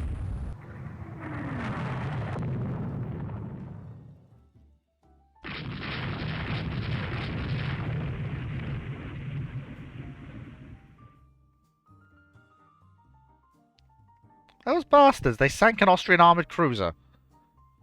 It was 6 to 3. CV Hazmat. Timu, I don't understand. I don't know how to respond to that. I don't know how to respond to that, Timu. I don't... Okay, the Austrians got revenge. They sank a armoured cruiser. Okay, there we go. We're actually starting to rack up the number of kills from our raiders. The armed merchant cruisers are actually really starting to come into their own now. Especially as I start proliferating the numbers of them. Because the blockade is intermittent, and while it is hurting the French, I really need to do more. So the whole plan is just keep the armed merchant cruisers coming. Have 2 building at any one time. Um... Okay, so if they're going to intercept us, I basically need to be somewhere else. The port of Cartagena, for example, is a good place for us to be.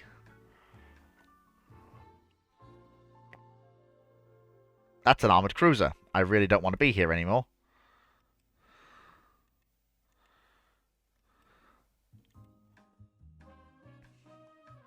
Run away. This ship's rubbish, but she's got a thick belt and a thick deck and some armor on her turrets. The problem, of course, is the fact that everything else about her sucks ass. She's slow. She's weakly armed. Yeah, she's really not a good ship. She's a colonial cruiser, a third-class colonial cruiser in the highest sense of the word. And unless her torpedoes actually do something, she's basically going to lose this fight. Luckily, she has a torpedo pointing in every direction. So if I actually go right at the Bruick and force it to run away from me, funnily enough, that actually kind of works in my favor, because then I'm controlling the engagement. Which, weirdly enough, is actually kind of working. Because now I'm chasing him. And that's thrown his gunnery off. This is kind of weird, but hey-ho. What are you going to do? It's kind of working. I don't understand how this whole plan of mine of doing a little bit of the old chasing around a ring of Rosie is working. But it kind of is. And I really don't understand why. But it is working. And I am getting success here.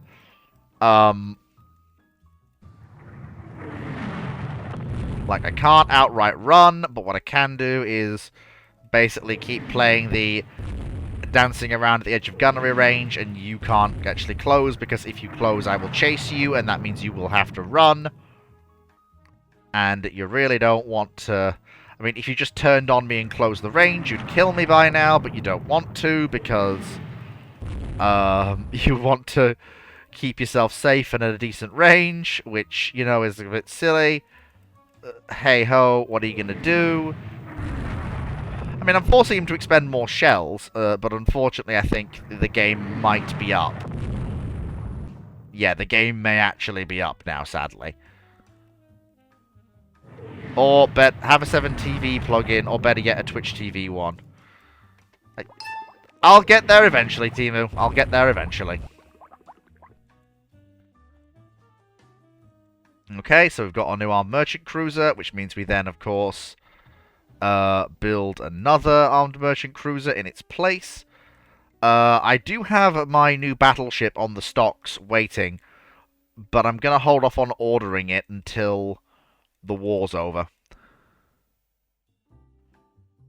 It'll take a year. It'll take 2 years and a bit to build, and I would rather keep building more armed merchant cruisers, because that means I can flood the seas with these.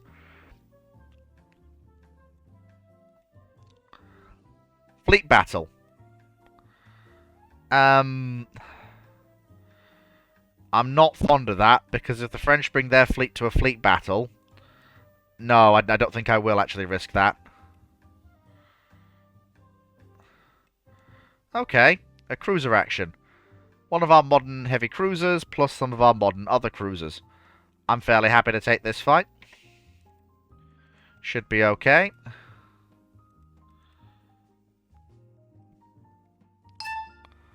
Okay, we've sighted an unknown ship. What have we got? Anything decent? I don't know, it looked like a pair of light cruisers to me, but it could be a pair of armored cruisers. Either way, I'm going to murder you. Oh, it is a pair of light cruisers. Hello, how are you doing? Nice to meet you. I'm a large Spanish armored cruiser that has already feasted on French cruisers, and I would like to add you to the collection. Do not resist. I'm going to murder you. It's just up to you lads to decide which of you is going to die first. Take you cheeky buggers. Look, wait, what? Did he just take that on the chin like an absolute champ? Apparently, yes. Yes, Princess de Azores actually did.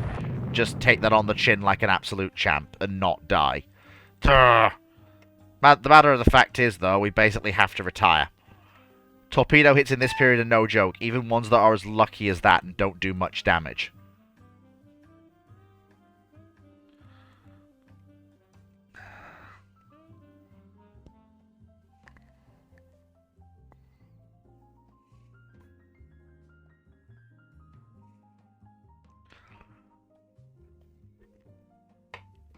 Ugh.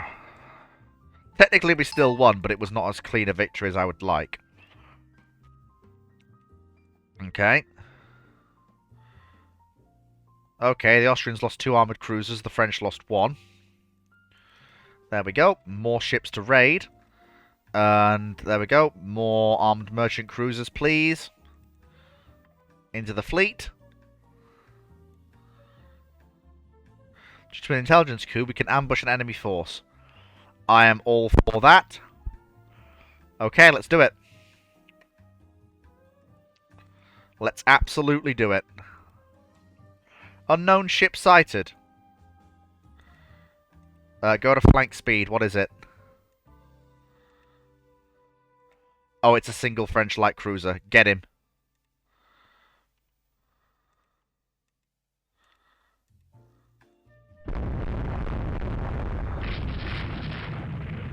That's it, lads. Close him down. Oh, he's turned in. Oh, the fool. The absolute fool. He has been utterly bamboozled. He is now going to get destroyed by the finest armoured cruiser in the Spanish fleet. Or, well, one of 2, actually. But still. Come here. Do not resist. Come on. Take your lumps like a man. The French Admiralty has left you to die. I'm just here. I'm just carrying out the sentence. Come on. That's it. Don't try and fight it. The 6-inch guns will be with you shortly. Come on. That's it. There you go. Just accept it. There you go. That's it. Yeah, I think, yeah, you're dead. You are very much on the will cease to be list. I am sorry to say, and because you're blazing like a torch, you make a kind of easy target for our gunnery at night. Not dying very easily, are you? You really do not want to die. There we go. Now you're dead. Well, that was nice. Victory! Oh, the Austrians lost 2 light cruisers. That's not particularly good.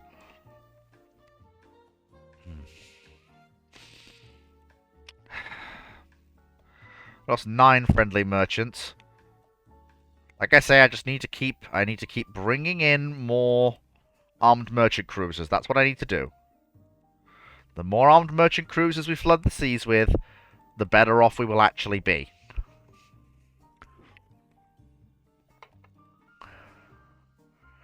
Small engagement. I don't like that. No, I don't think I will. Okay, I can do that, because that's for some reason, again, transatlantic our Atlantic forces into the Med. So basically what I have to do is we're going to go in, we're going to find that bombardment target, so what we're going to do is actually going to hook left to avoid the potential ships that may be in our way. So we're going to do a left hook rather than the angle they would expect. Once we've done a left hook, we're then going to arc northwards. And then we're going to hit this bombardment target in the face with a sledgehammer and send it packing to mother. That's the essence of this whole shenanigans. Please do not resist. Ah, hello there, land installation. How are you doing today? I hope you're having a fantastic time. I am one of Spain's 2 monstrous armoured cruisers. I am here to give you your unfortunate demolition notice. Please do not resist. Resistance is, as the Borg say, unfortunately quite futile. I am going to stop opposite you, and I am just going to bang away with these guns until you are destroyed.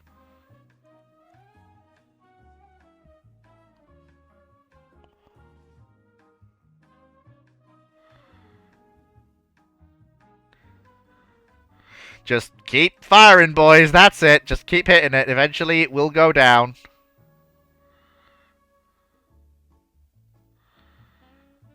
Eventually, it will go down. Just keep doing it. There you go.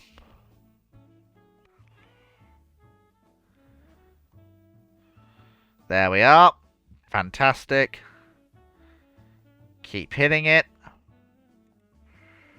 She's going to run out of ammunition at this rate. Come on, die already, please. Good lord.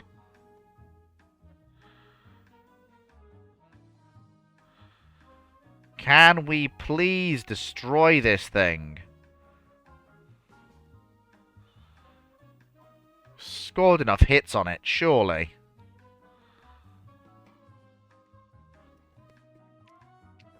Oh, bloody hell. Here come the Italians.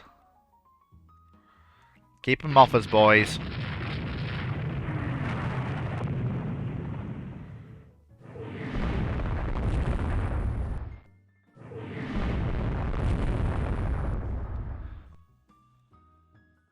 I mean, they also know full well that against surface ships that aren't, you know, land targets, the Admiral Okatego armored cruiser is just a terrifying enemy to actually have to fight.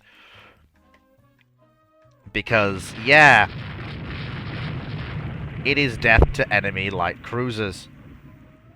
And they kind of know it.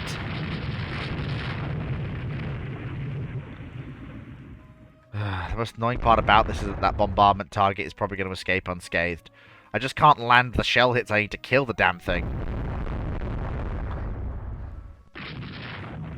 I can damage it, but I can't seem to land a killing strike against it.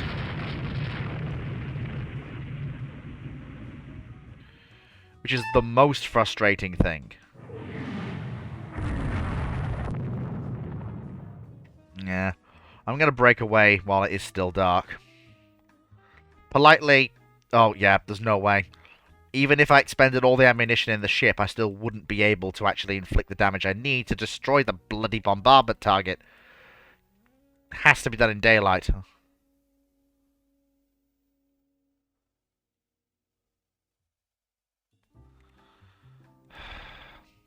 Dang it!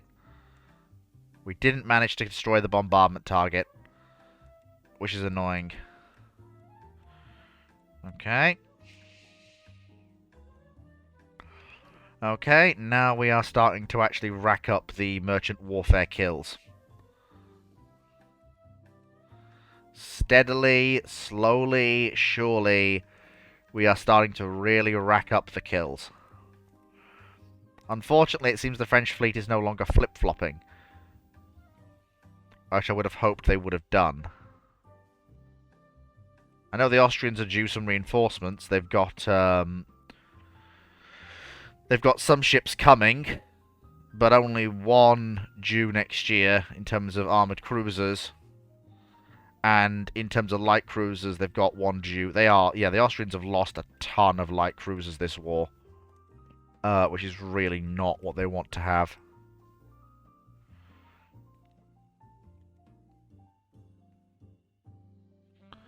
Right. So, battleship engagement. The French Navy declines. Convoy defense. The French Navy declines. Cruiser action. The French Navy declines. Okay, if the French Navy keeps declining like this, then we'll be able to continue our plan to gradually ramp up a fleet of merchant raiders, send them to sea, and basically kill the French through commerce warfare.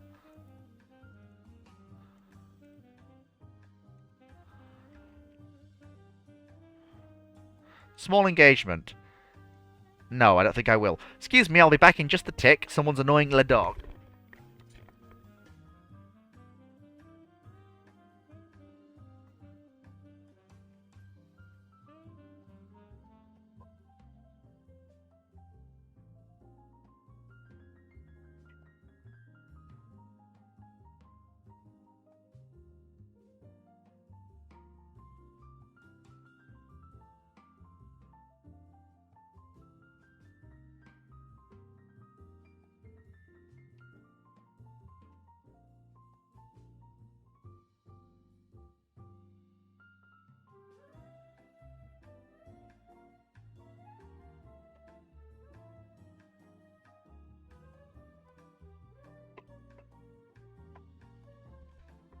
Convoy attack.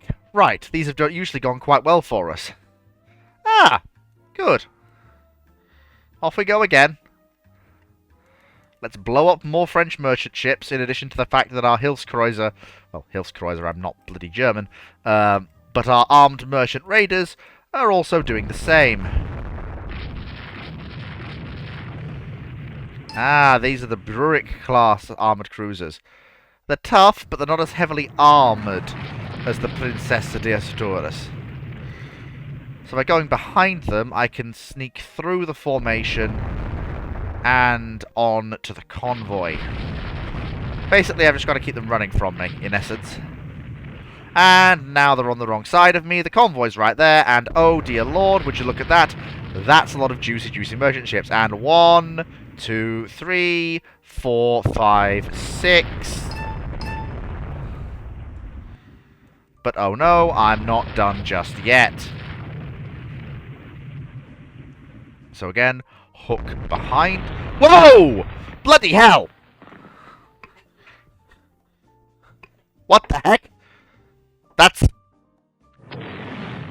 Okay, we just lost our only armoured cruiser in this engagement to a catastrophic flash fire. That's really not what I wanted to see.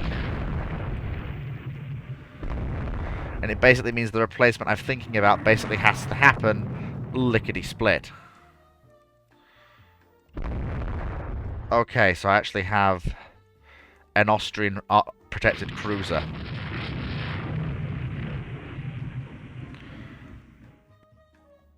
Okay, the armored cruisers are the escorts basically are pursuing the Spanish protected cruisers, which leaves this lone Austrian ship free to basically clean up. And basically make the loss of one of 2 Spanish armoured cruisers worth it.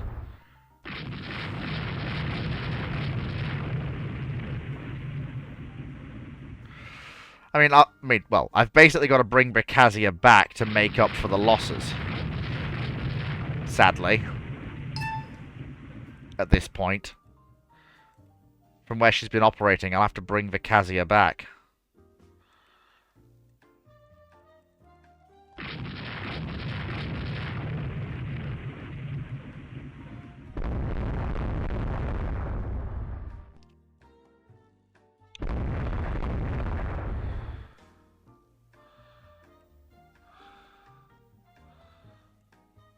And let me order disengagement. Alright, lads, break off your pursuit. Come on, let's go.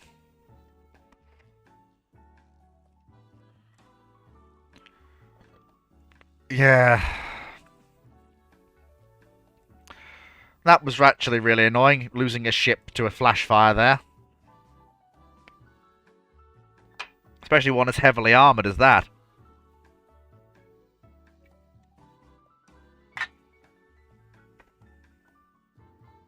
Must have better AP shells than I thought. It's still technically a victory, but not as clean a one as it could have been. Well, that's another armed merchant cruiser into the fleet. Add another one to the slipways. And let's bring Brekazia back to Northern Europe, because she basically needs to be back in order to cover for losses. And we'll send Infanteria Maria Teresa out to take her place. What I do want to do, though, is basically I want to design my next generation of armoured cruiser. So basically what I'm thinking is basically the same ship again, but 21 knots, slightly thicker extended belt, slightly thicker, very much thicker on the turrets to avoid a flash fire again. But it's basically the same ship again, because it's been performing relatively well.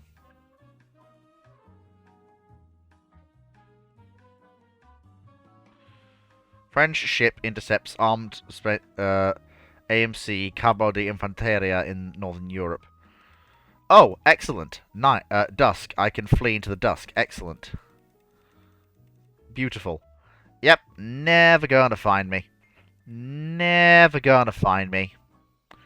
I am the sneaky boy. You can't find me. Yep. Laughs hysterically.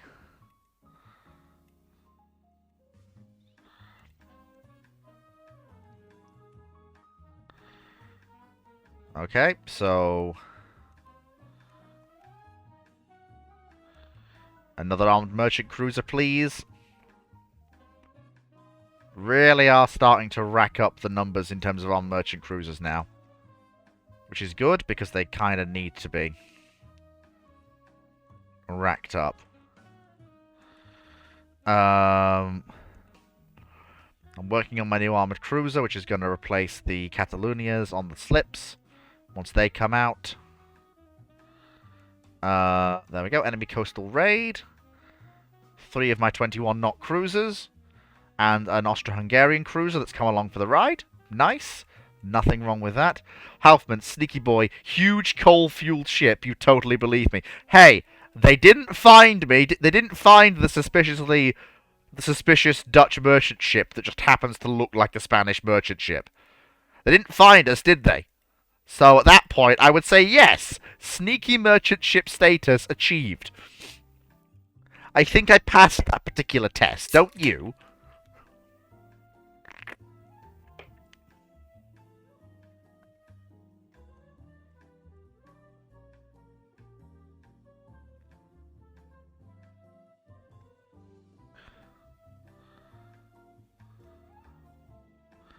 Okay. I've got 2 new Spanish cruisers coming into the fleet.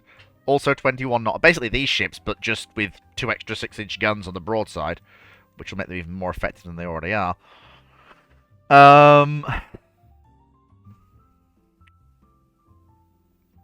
And I just keep commissioning more and more armed merchant cruisers.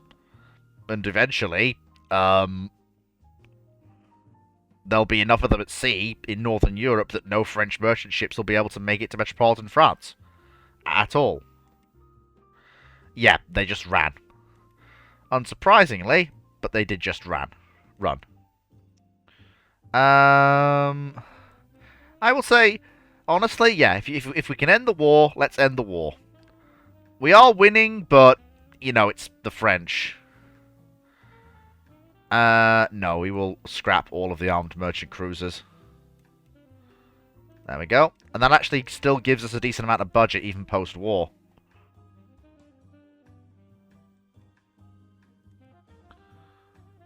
Yeah, there we go. So that means I can actually build the replacement for the other cruiser, which is good. What I do need to do, though, is, yeah, Velasco, it needs to go into mothballs. The Fernando VII gave a surprisingly good account of themselves during the war. So I think I'll keep them as the core of the battle fleet. And it's actually the real familiars. Even then, they all gave a good account of themselves. But they're slower. And I'm probably going to put them in the reserves. The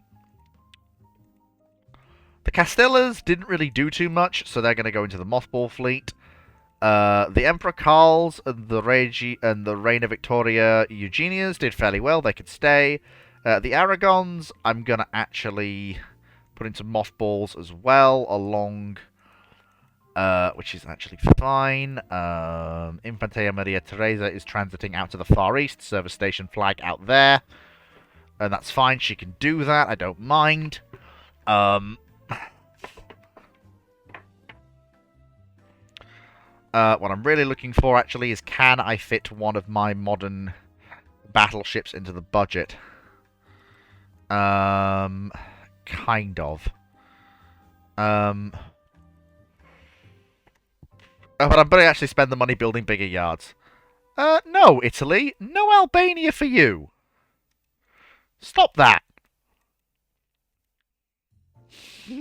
Myself and the Austrians may have to take steps if you keep up this shenaniganery. Stop it. Stop it at once. Right, so give me my old ship. There we go. So, that's fine. If I go to 10,000 tons, that should mean I can I can get a normal freeboard ship, probably with 8.5 inches of belt armor, and that should be acceptable. 17 knots, speed-focused engines. Not perfect, but it should do.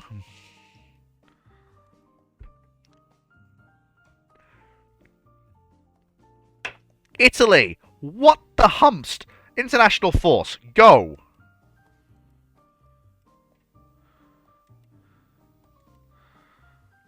Okay, so Italy just got a lot more terrifying. It nabbed 2 very, very valuable possessions in the Med. We will absolutely give China's evil crimes publicity. Oh, for God's... Yes, we will actually go to Libya. Yes, okay. See, Italy, you're not the only one who gets to have nice things. We're already looking at another war. We're already staring down the barrel of another war, this time with the Italians. I mean, admittedly, we will still have the Austrian fleet with us, so that's something. And they are willing to sell us very good stuff, things like smokeless powder, etc. All the good things that we like. Yeah,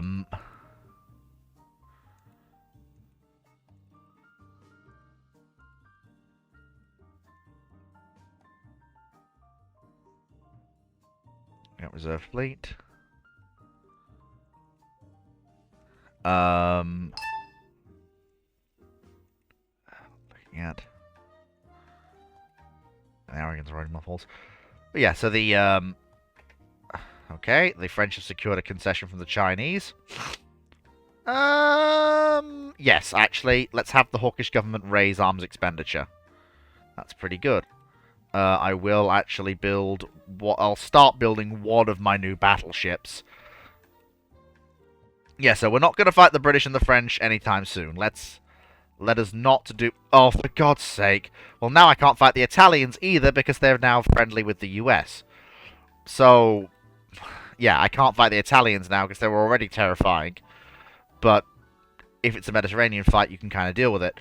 But the US just complicates things. Okay, so China. We will angle ourselves to fight the Chinese. That is what we will do. That is what we will do.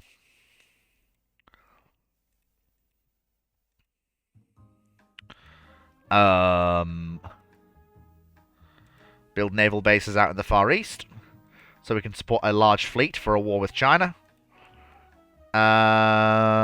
We will try to get the proposal watered down, because I kind of need the money right now, owing to Italy doing Italy things.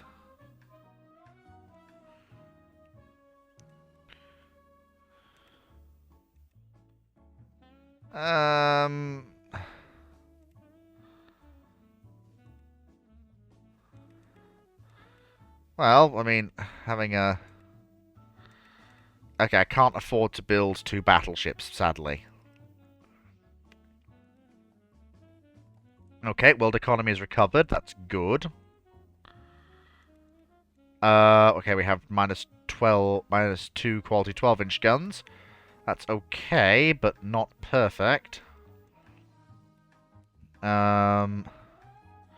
Okay, that's our new armored cruiser in the fleet.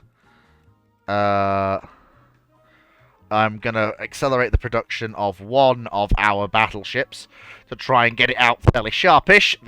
Everyone else is building ships with 4 guns. I'm building ships with 2 guns, but mine do have a slightly heavier secondary battery than everyone else's, so that's gonna kind of make up for it in this era of Hail of Fire. And it does still have those big 11-inch guns to do the damage. Halfman says Libya. Nice things. He doesn't want to be... You don't want to be that guy. You don't want to be that guy, but what? But what, Halfman? But what?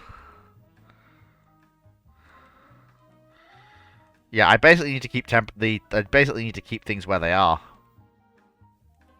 I need more budget, basically.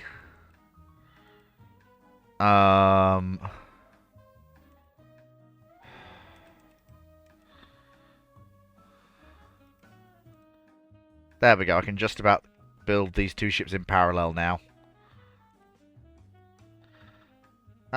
Naturally, yeah. I will at that moment do if you want peace arm for war, because that just keeps my budget in the black while I'm building these two ships. Yes, okay. We will have another shooting cup. Just for you, Mr. Prime Minister.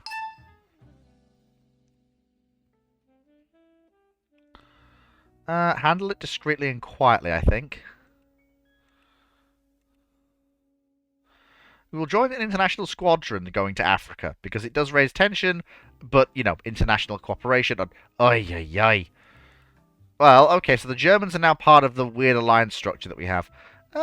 Yes, actually, I will take that offer. I blame the Chinese for the fighting in the Balkans. I don't know how they've done it, but I bet you they're involved somehow. Yes, I will send an ultimatum to Japan, because, well, that raises tensions with powers in the East, who do not actually... yes, so we will be very, very careful in how we raise tensions. Because, basically, fighting anyone at this point is a bad idea. Okay, so San Pedro Alicante has entered the fleet, which is good. That gives us another set of 17 knot capital ships. And what I'm now going to do is we're going to re-engine the older vessels of the fleet to keep that 17 knot speed. What I am going to do, though, is I'm going to try and see if we can... What we're going to do is we're going to drop to 7-inch guns, and we're going to drop to 8 of those 7-inch guns in... wing turrets. And we're going to drop the secondary armor way down. It'll be a 12-month rebuild, but it'll keep...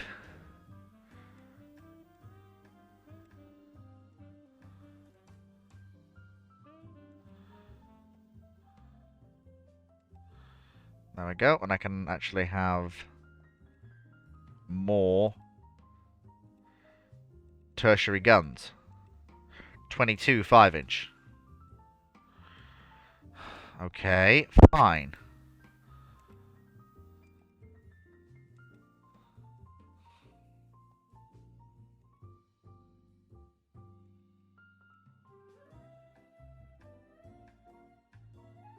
Sometimes this game can be very frustrating.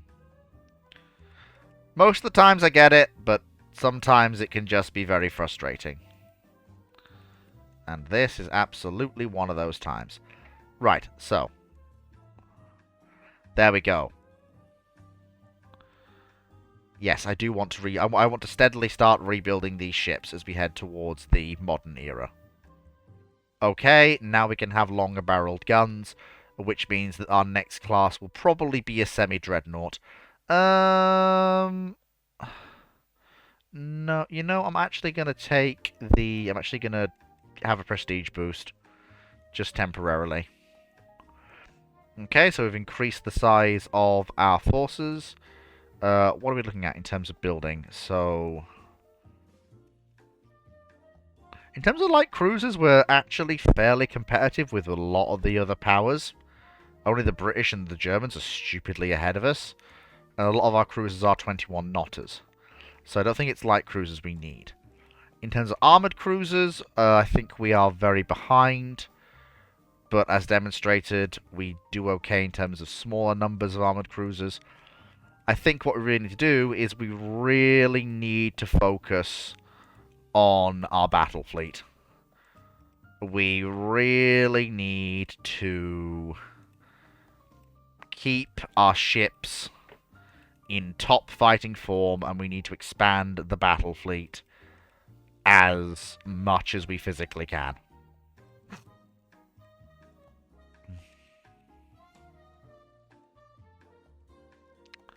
Speaking of, I can now move on to the next generation. So, for this next ship, it will have our new 12-inch guns. It will carry 9 inches of belt armor and 2 inches of deck armor. It'll carry... So it's a little bit... What we'll do is we're going to have sloped deck, which means what I can do is I can actually drop the belt armor back down to probably about 6.5 inches of Harvey steel and get rid of the upper belt entirely. And we'll drop back down to having 1.5 inch on the turret roofs and on the deck. Turrets will be 8 inches frontally. And the secondary guns can drop down to 2.5 inches. And that gives us a small but relatively effective new ship.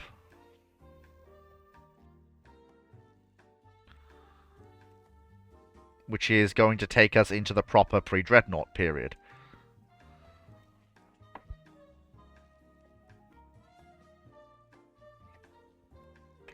And basically that'll be laid down as soon as the... Yes, absolutely, I will extend my security arrangement with Austria-Hungary. Not yet. We need to wait for the slips to clear. Because the budget right now can't afford it. Yes, I will actually accept that right now. Clear us out of the budget being red. Then we will lay down one of our new ships. And let me just clear one of the rebuilds. Yes, I absolutely will take that offer. And I will join the international squadron set to condemn the violence in Africa. It keeps coming up. We really should, you know... We really should make sure there's no independent states in Africa. You know, we keep having this... We keep having these problems. In terms of, you know, situations in Africa. We really need to make sure that we square that whole thing away and we don't have to deal with it anymore. Okay, Japan and China have gone to war. That was something I was actually not really expecting. Okay, so there we go. And then we need one last rebuild quickly of the final Fernando VII. That then brings these ships into some semblance of modernity for the Hail of Fire era with a massive battery of 5-inch guns. And turreted 6-inch guns. There we go. Oh, we have modern fire control. Oh, that's even better. Yeah. Give me my ship back. Oh, we now have coincidence rangefinders. That'll massively help things. Yes, we will have another shooting competition. And the cruisers keep winning it, which is awfully nice for them.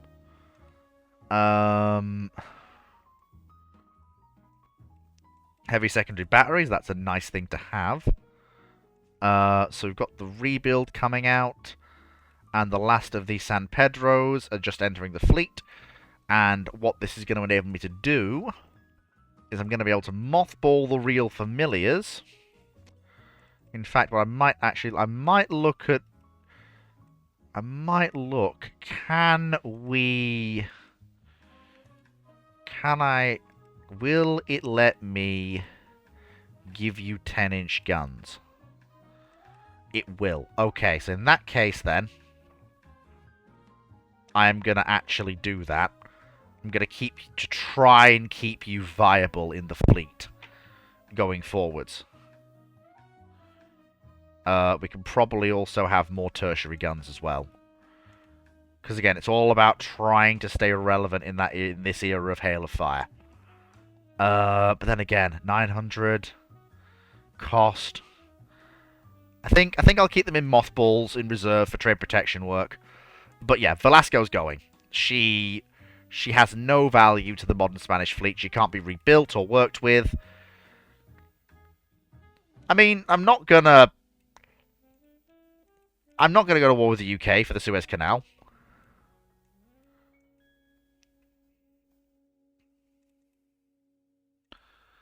Okay. Well, yeah, she is somewhat overweight, but that's fine.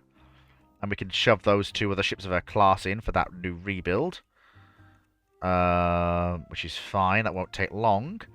and then I can lay down the third Argonauta. And the plan is we have 2 reserve ships, the Real Familiars, and then we'll have 3 battle squadrons of 3 pre-dreadnoughts each, which brings us up to 9 ships.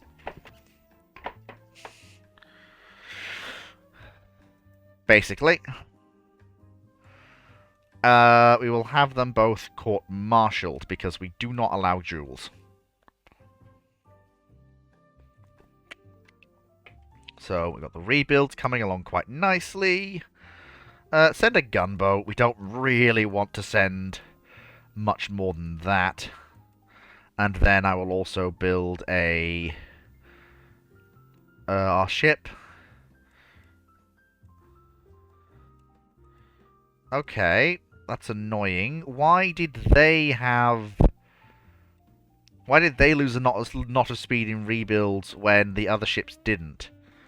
I don't quite understand it, but never mind, it's fine. Not a problem. So that's happening okay.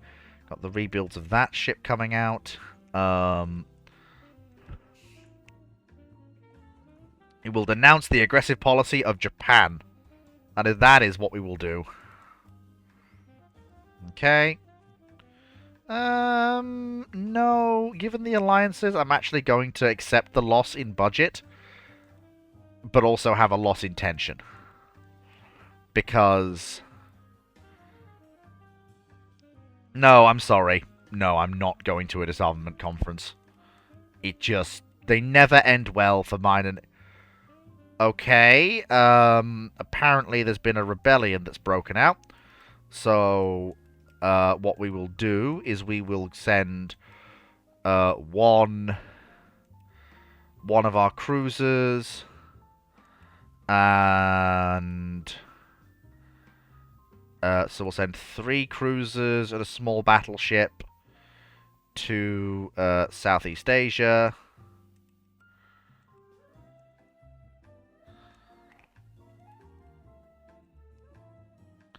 And then a bunch of other cruisers to the Caribbean, along with the other small battleship that I will reactivate to crush those rebellions in Cuba and the Philippines. The fact that they both came on at the same time is disconcerting.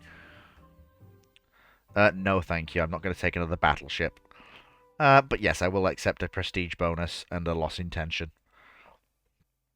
No, I can't fit that in the budget. No, build railways. More railways in Spain.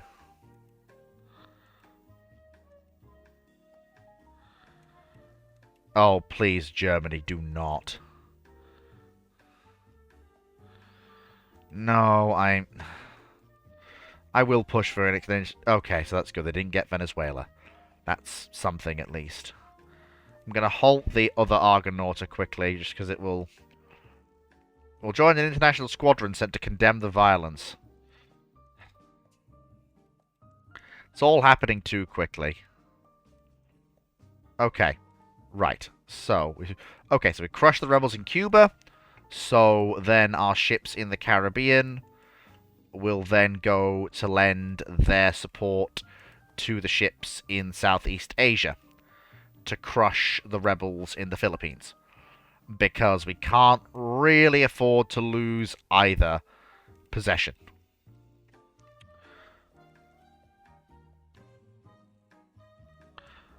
Okay, good. Right, so we have crushed those ships. So what I'm going to do is I am actually going to leave...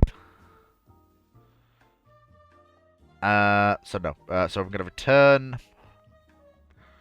So yeah, so you're in Northern Europe. I'm going to cancel your ordered moves. You're going to go into mothballs again. And you are going to return to the Mediterranean, where you will go into mothballs. Our ships in Southeast Asia will return to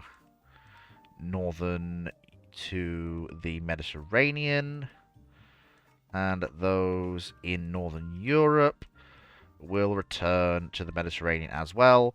I'm very pleased with how quickly we crushed those rebels and how effectively we did it. And because we're the Spanish, we start with 500-ton destroyers right off the bat. So we actually get a decent starting destroyer. And I'm going to start building flotillas of them.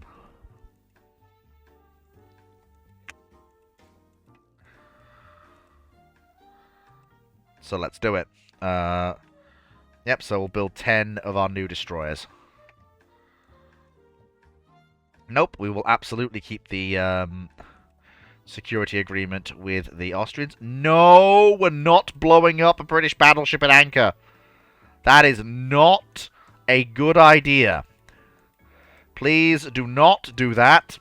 And if I hear anyone trying to do that, I will throw them overboard.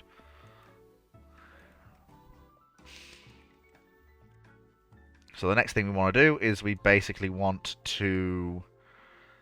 Well, basically we've got a few choices. We can expand on the Argonaut design, or we can try and get a superstructure that I like and go from there. I want something with a decent place I can put heavy secondaries.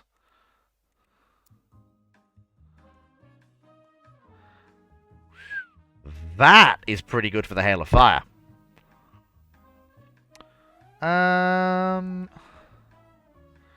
Actually, hang on. If I adapt the Argonauta design, if I just expand that to 1300 tons, what I can do is I can have 8-inch guns in secondaries. Then we can have 6-inch guns in casemate mounts, which we can have 16, which will be effective enough. Probably want thicker armor on the casemates. Drop it down to 8 guns. 4 per side. Which still gives me a decent... well, basically a decent amount of bang. Which I'm absolutely fine with. There we go. There's still a lot with these on the other hand, I could balance. I could just expand the design and then balance the ship. Basically, increase the armor protection on the ship. That may actually be the better. That may actually be the better option here. Basically, just up armor the ship and get more reliable engines. Yeah, that's what I'm gonna go with. I'm just gonna up armor the ship and. Oh wait. We have quality 0 6-inch guns. Heck yes.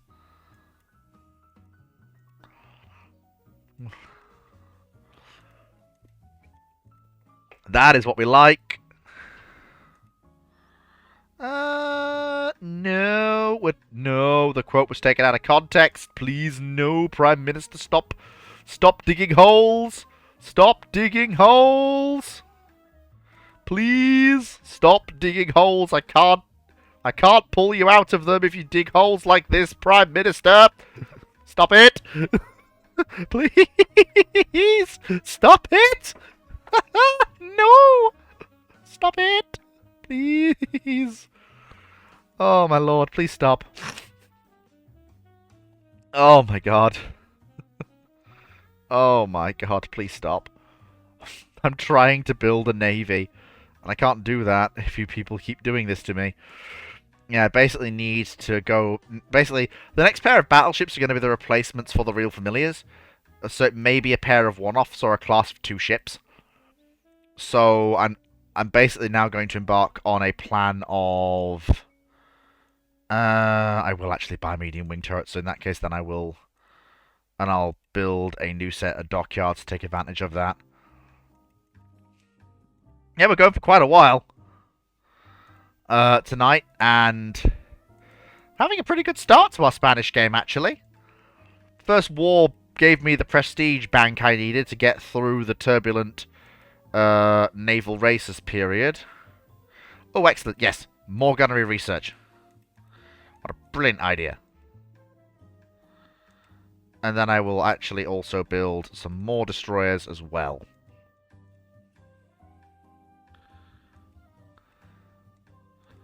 Just to keep the destroyer production line going quickly. There we go. What would you give me for a new light cruiser design teams of Spain? I'm not so happy with that. I'd rather have a faster ship.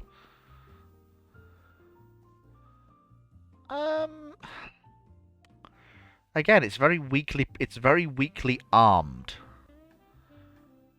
I'd rather actually go for a uniform battery 6-inch ship.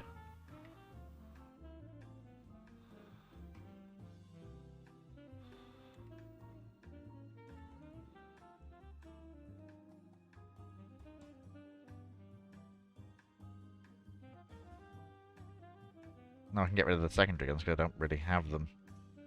Then we have a bunch of 3-inch guns in casemate scattered somewhere. There we go. And that gives me a fairly effective ship to replace the bulk of the Spanish cruisers with. And I'm actually fairly happy with that. Oh, right. Whoops-a-daisy.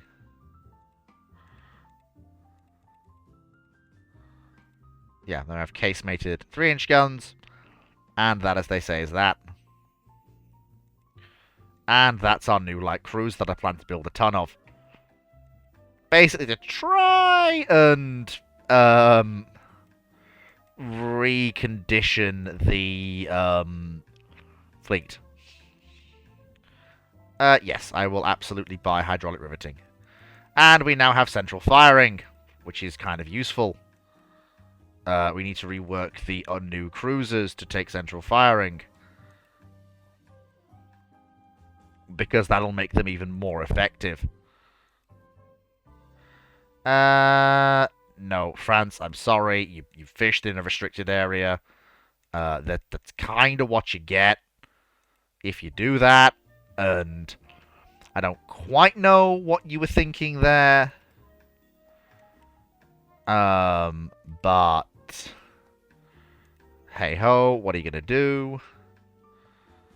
Rebuild the Argonauts to have central firing as the newest ships in the fleet. Oh, that refit. That cost. Oh. How much would it cost to rebuild the Fernandos? Not that much, actually. Okay, so yeah, that would not take that much at all.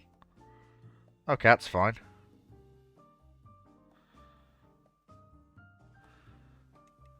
Then I can land a pair of guns to get it, which is fine. So yeah, that will not take very long at all. So we will actually drag all 3 of those ships in for their central firing rebuild. As the oldest combatants in the Spanish Navy, they still have a role to serve in this period. And we have improved 12-inch guns for our next class of pre-dreadnoughts. The other of the 2 one-offs. Okay, so we've got the first Fernando the Sevenths in. No, I am not going to fight the British unless you basically gut the Spanish economy to support the Spanish Navy. And unless you're willing to do that, then no, do not talk to me about trying to do this. There we go. Central firing. Right. Get it done. So then rework those ships as well.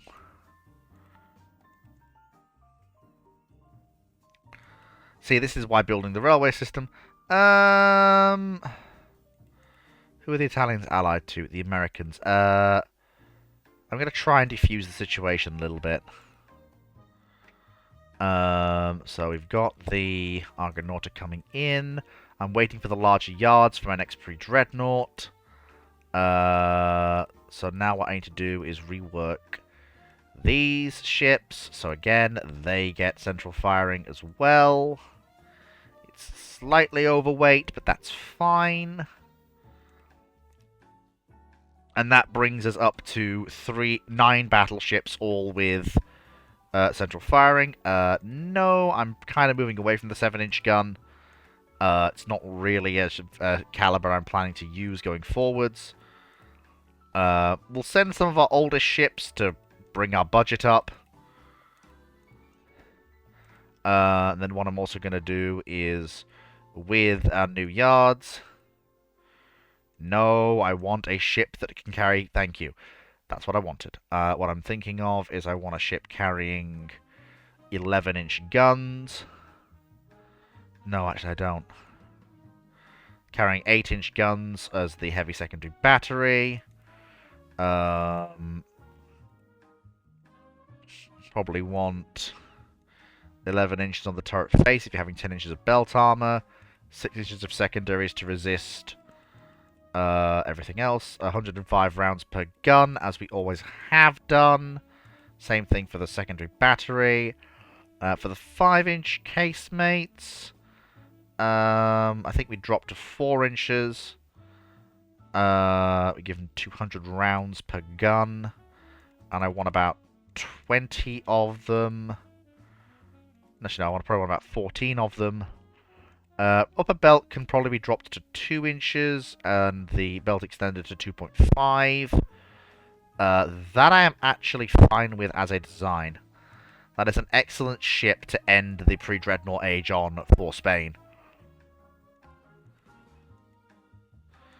Okay, so the Japanese actually just pulled a historical and went, nah, nah, nah, nah, nah, nicking off with Formosa, what are you going to do about it? And I'll just build 5 new modern cruisers.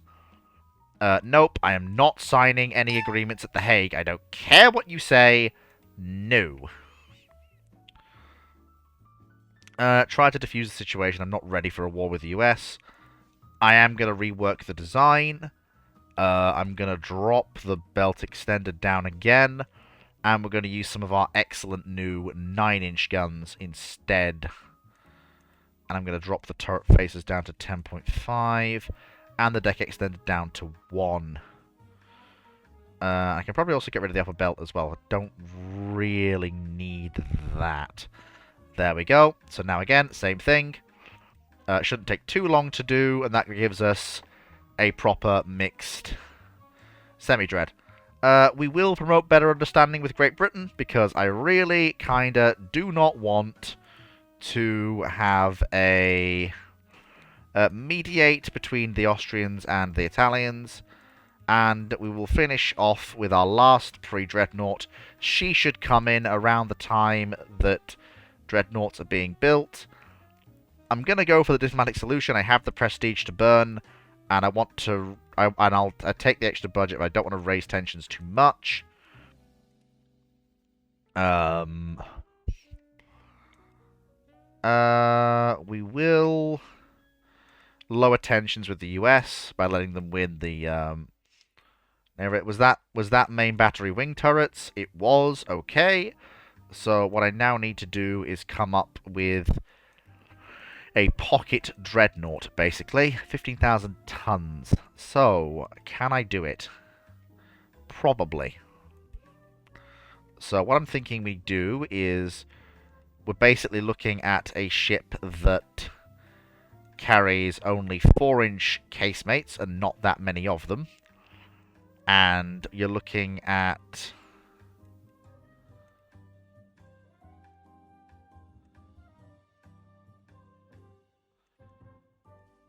it also carrying a...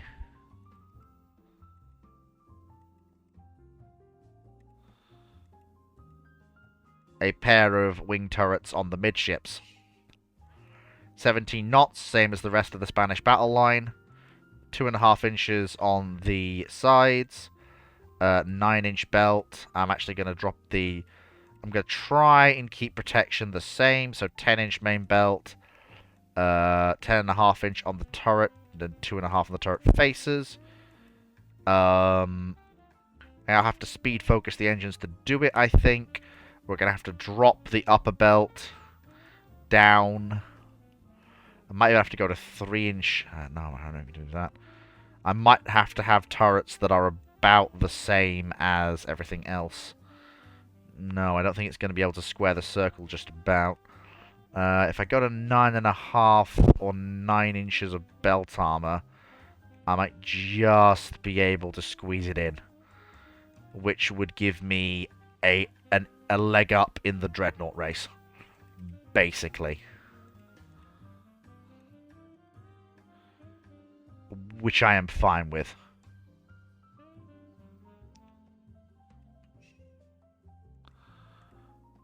Because you kind of have to get in at the start of the Dreadnought race, basically.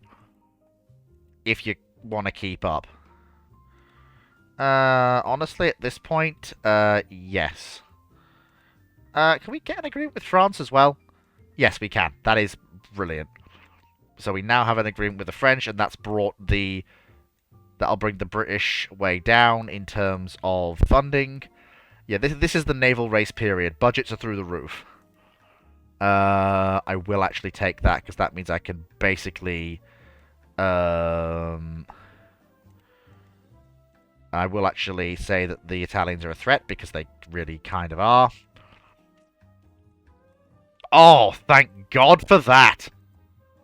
The popular public have decided that they want a new battleship. Right at the time that I actually have a Dreadnought ready to go. Spain's first Dreadnought.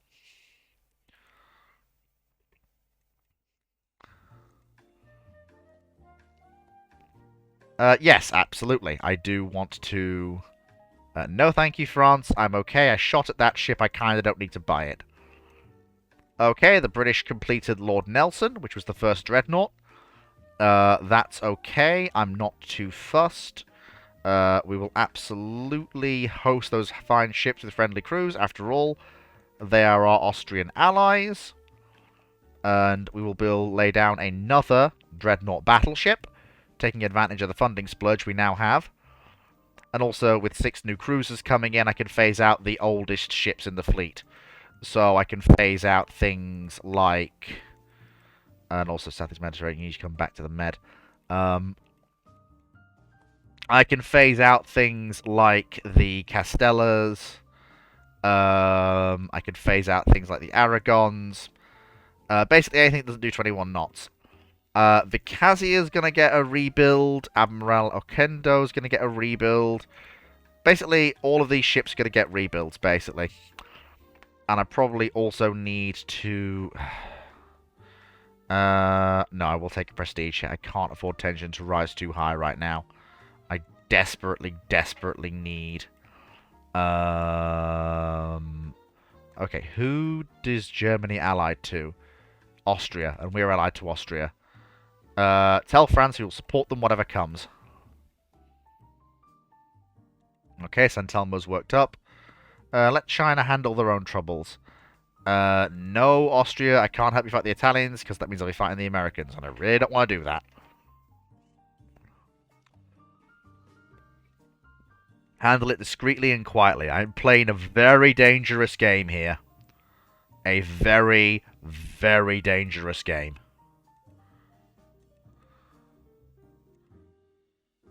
New dots completed. Okay. Steam turbines. That is beautiful. Okay. There we go. More of our old cruisers have entered the fleet. I'm going to take a prestige hit, but I'm going to try and wind tensions back a little bit. So what I'm going to do is I'm going to look at my cruiser fleet, and so what we're going to do is Infante Maria Teresa is going to the breakers. Vicazia is going into mothballs. Almirante Oquindo is going into the reserves. The 2 Aragons are going for scrap. Navarra is getting a engine refreshment and basic fire control. Take 10 months, but it won't be a expensive rebuild to do, which is fine. The Castellas, again, like I said, they can...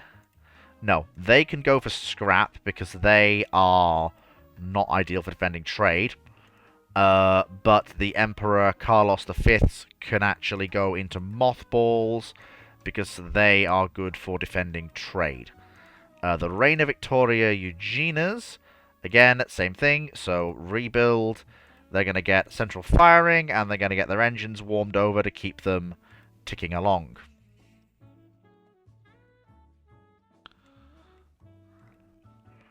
Basically, it costs me very little to do in terms of overall funding to keep this whole thing going. Same thing with these guys. Machinery refresh, central firing, and a single fire control position for those guns. It costs me very little to do this. It'll take 10 months, and it'll give me a fairly modern cruiser fleet that I can depend upon.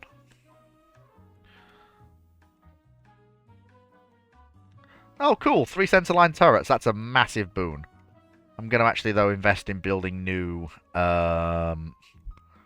dockyards again. No, we will hush it up. The British do not want to, or really can't afford to be embarrassed. I blame the Chinese. They're threatening the freedom of the seas. That's absolutely what I think.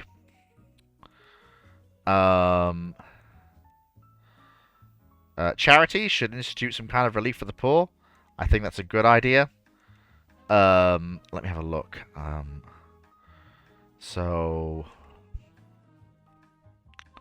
new dreadnought. Let's have a look.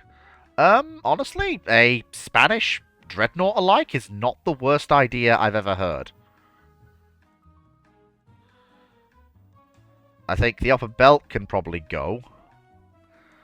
And we can afford to shave some of the armor off the conning tower.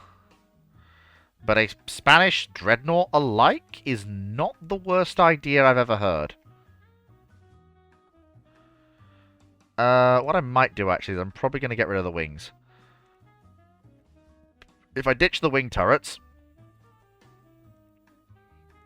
I can have much thicker protection.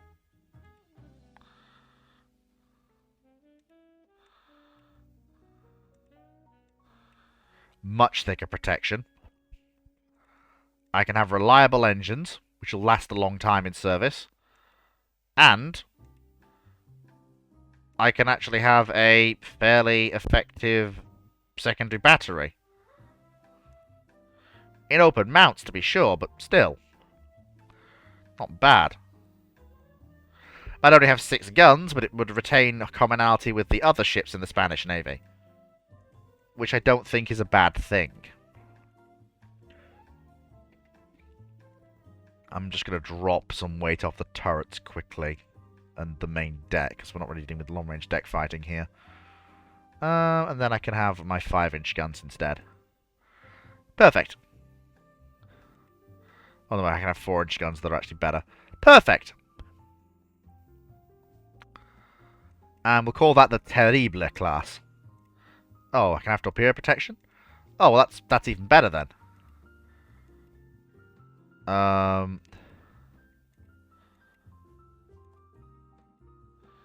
we go. I'll have 10.5 inches of belt. And we're going to have torpedo protection. Fantastic.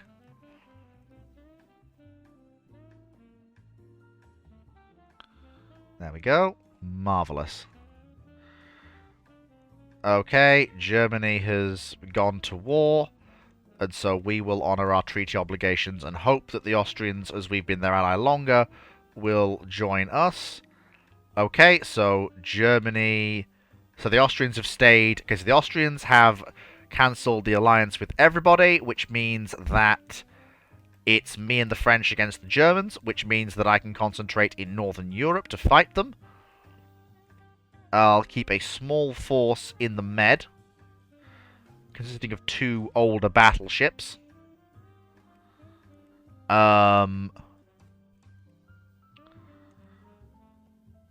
We've got 6 months away. We've got Spain's only semi-dreadnought coming in. We've got the 5 modern cruisers of the Isle de Luzon class. Sorry, of the Don Antonio Uola class. what we really need to do now is crash build destroyers with steam turbines. That's what we need to do for this war. Just absolutely crash build destroyers. But with the outbreak of war, and sorry, I've been kind of going, I've kind of, forgive me for not reading chat, I've just kind of been, boom, going. But, yeah. So, we've got two dreadnoughts building, and one semi-dreadnought building. The next generation of dreadnoughts will be coming along, and with the move from dreadnoughts, from pre-dreadnoughts to dreadnoughts, we'll be moving from 3 ships in squadrons to 2 ships. Obviously, to counteract the whole, fact that dreadnoughts cost a lot more. We'll have 6 modern 23 knot cruisers, and those will be bolstered by the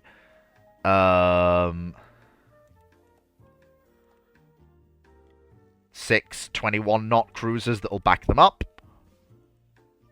We've got 2 ships to protect trade. Oh, actually, we've got a few. We can actually use the older armoured cruisers, the pre-dreadnought battleships, and then probably some of the destroyers, I hope. But without further ado, that is all for this evening. Thank you very much, everyone, for being with us.